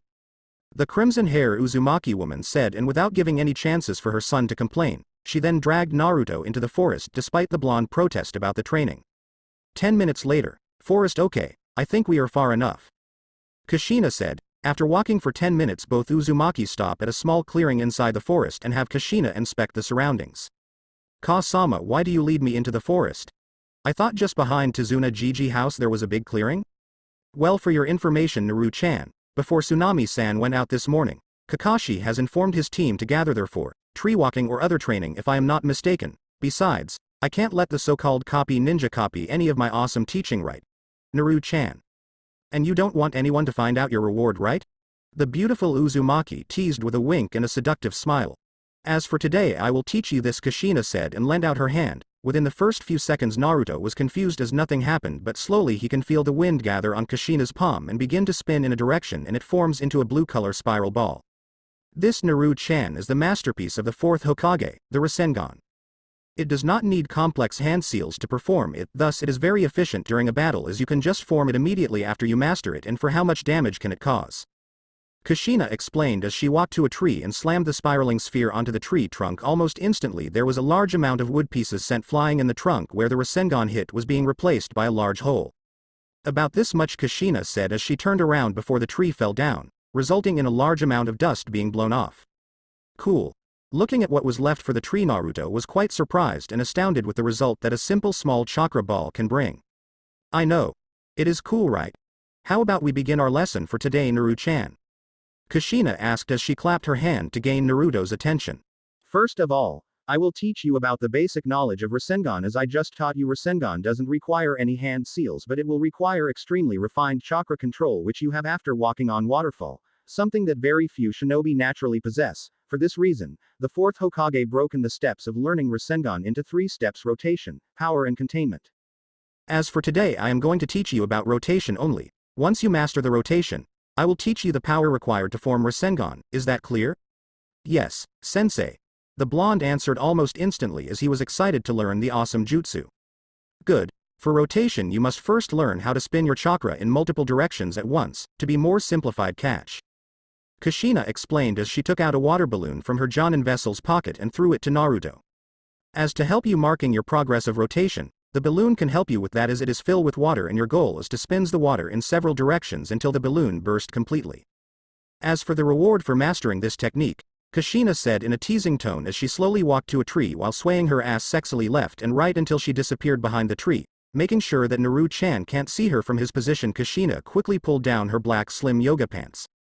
This is embarrassing, but it all for Naruto, Kushina thought with a bit of nervousness as her hands reached the hem of her black lace panties as she quickly pulled it down and took it off. As soon she put back her yoga pants, calming herself enough, Kushina then made her way towards Naruto while having the blonde attention all on her. Right, as I promise, if you master this exercise within this week you will get to keep this, and if you fail I will just take it back. The crimson-hair Uzumaki said while trying her best to stay calm before bringing her arm forward and show Naruto his prize for succeeding in this training. Wow. That's surely something I will keep forever. Thanks, sensei. Exclaimed the happy teenager as he snatched Kushina black lace panties from her and inspected them closer and realized that it was still warm. Ka-sama, did you just take it off? Alright, let's begin the training. Too embarrassed to answer the question, the crimson-hair Uzumaki quickly changed the topic as she was almost being covered by embarrassment, and not to mention she almost reached her limit before her mind went completely blank. Taking out another balloon from her pocket, she quickly explains how to burst the balloon before shunshin to a nearby tree, leaving Naruto alone at the clearing. Stupid. Stupid. Stupid. Were all the thoughts in Kushina's head as her face is now the same color as her hair, just like a red tomato with some smoke coming out from her ears while she has her hands covering her face. Why did I give him my arg? Thought Kushina, but then she saw Naruto hold on her panties tightly in his hand. After taking another staring at her panties for a while, with his face blushing, the blonde then decided to put it into his pocket before he stated to train. At least Naru-chan likes his reward. Several hours later. It is now evening and from Team 9 went into the forest until now, 8 hours has passed. Sitting on one of the branches, Kushina quietly enjoying her free time for reading a short novel Icha Paradise where she gets all her ideas of rewards from, with sometimes her face is blushing and several times she almost throws the book away or just try destroy it, but after reconsider back and forth she still need the book to improve the bonds between her and her precious Naru-chan. Pock. I did it! Exclaimed an excited blonde as this caught Kushina's attention, just when she tried the 10th time throwing the book away, and decided to check on the result. Kushina kept the book in the pocket into her genin vessel before shunshin to Naruto. Ka-sama. I did it! Naruto exclaimed happily as he showed Kushina his training result. Naru-chan, this normally will take at least a week to do it and you are telling me that you managed to learn the first step within a day? Kushina asked with surprise as she recalled her training with Minato, the creator of this jutsu. She herself took at least 5 days to master this technique. Well, just give me another water balloon Ka-sama, I will show you.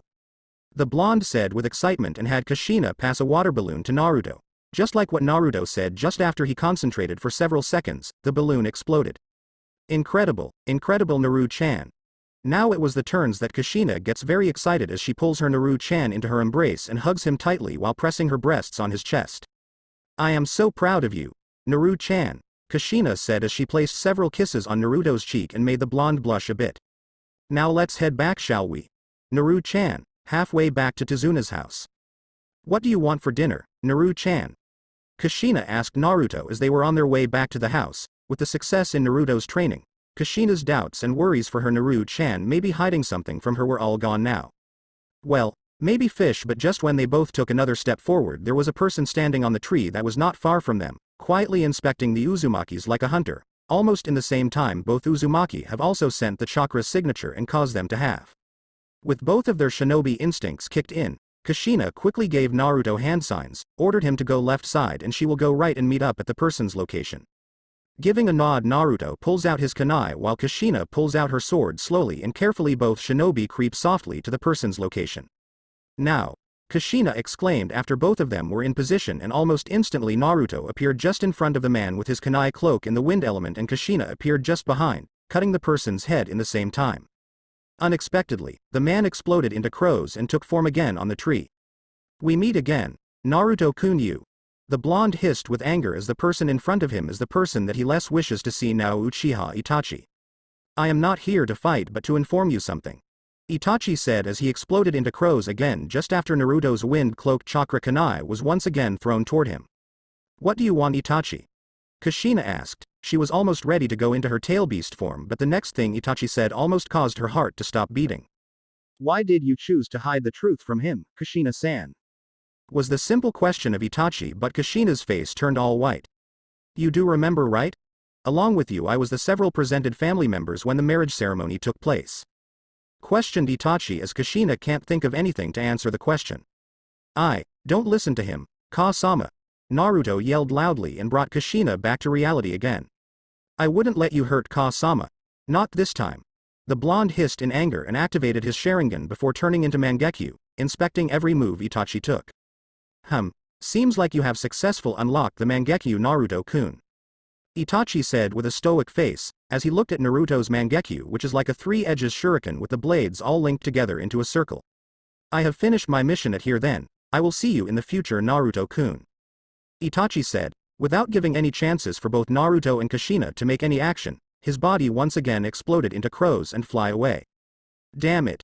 Naruto yelled furiously, but for Kushina, she was in deep thought and had worry fill her mind. Tizuna's house. After dinner, the sky had darkened and moonlight was illuminating the night sky with silence covering the small island, indicating that most people were sleeping now. Same could be said for Tizuna's house as everyone has a busy day, but for our crimson hair Uzumaki? It was another story. Sitting alone in the living room, Kushina was still up drinking to her heart's content. She had hazy eyes and red cheeks, clear evidence that she had been drinking for a while. It was quite ironic really that for an island with so little food alcohol seemed to be available in abundance.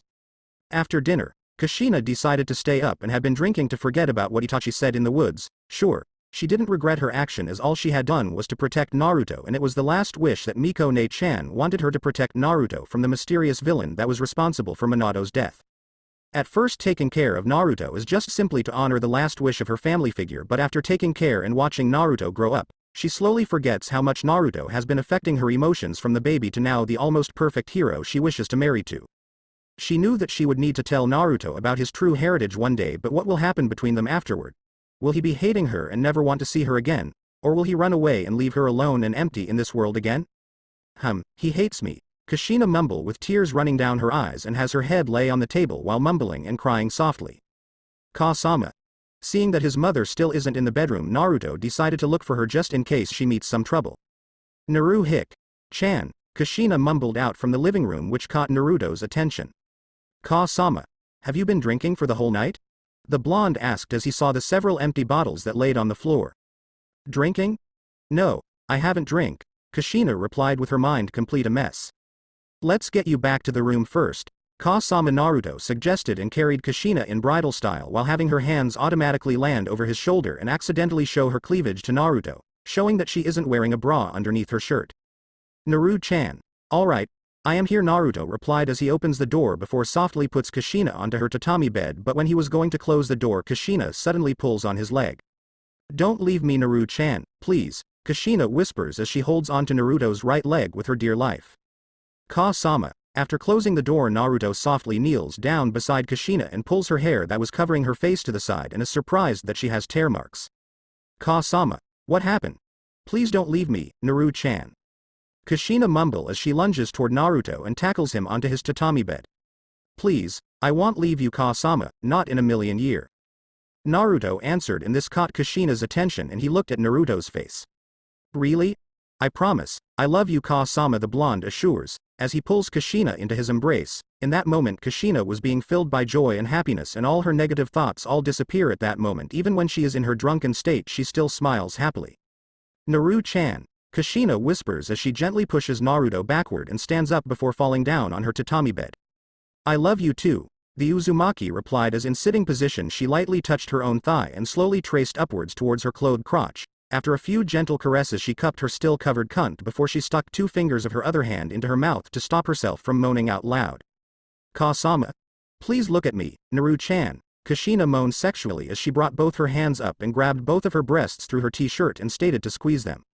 Slowly tracing upward, Kushina had both her hands on her tits while rubbing them and pinching her hardened nipples with her thumb and index finger as she licked her lips. She slowly moved both her hands down her sides until she could cup her own tight ass with heavy breath. Do you like what you see? Asked Kushina as she reached the bottom of her shirt and pulled it up, letting her breasts jiggle to display for the boy, not the man she loved. Do you love me, Naru-chan? Kushina asked as she then proceeded to pull down her pants, and now left only with her white lace panties, Kushina sexually crawled toward Naruto. Touch me, Naru-chan. Moan out Kushina as she then directs Naruto's hands onto her breasts while enjoying the hands of her lover that squeezing and pulling on her nipples. Ah, Naru-chan. Kushina continued to moan out sexually as she then grabs Naruto's hand and slowly bring it south until it reaches her clothed holy place and has his hand softly brush through it before bringing it up and kisses his hand. I want you, Naru-chan, Kushina said as she let go of Naruto's hand and went for the hem of her panties and decided to pull it down. Ka-sama but was being stopped by Naruto grabbing her hands. Why Naru-chan? Don't you want me? Asked Kushina in a sobbing voice. Is not that Ka-sama, said the blonde as he pulls Kushina into his embrace and hugs her tightly. I love you, and I do want you, but not now. Not when you are clearly not in your clear mind, the blonde answered. I wish to have you, when you are willing to do it with me, when we can both enjoy the pleasure, said the blonde while hugging Kushina, who has the Uzumaki to smile happily and hugs tightly on Naruto,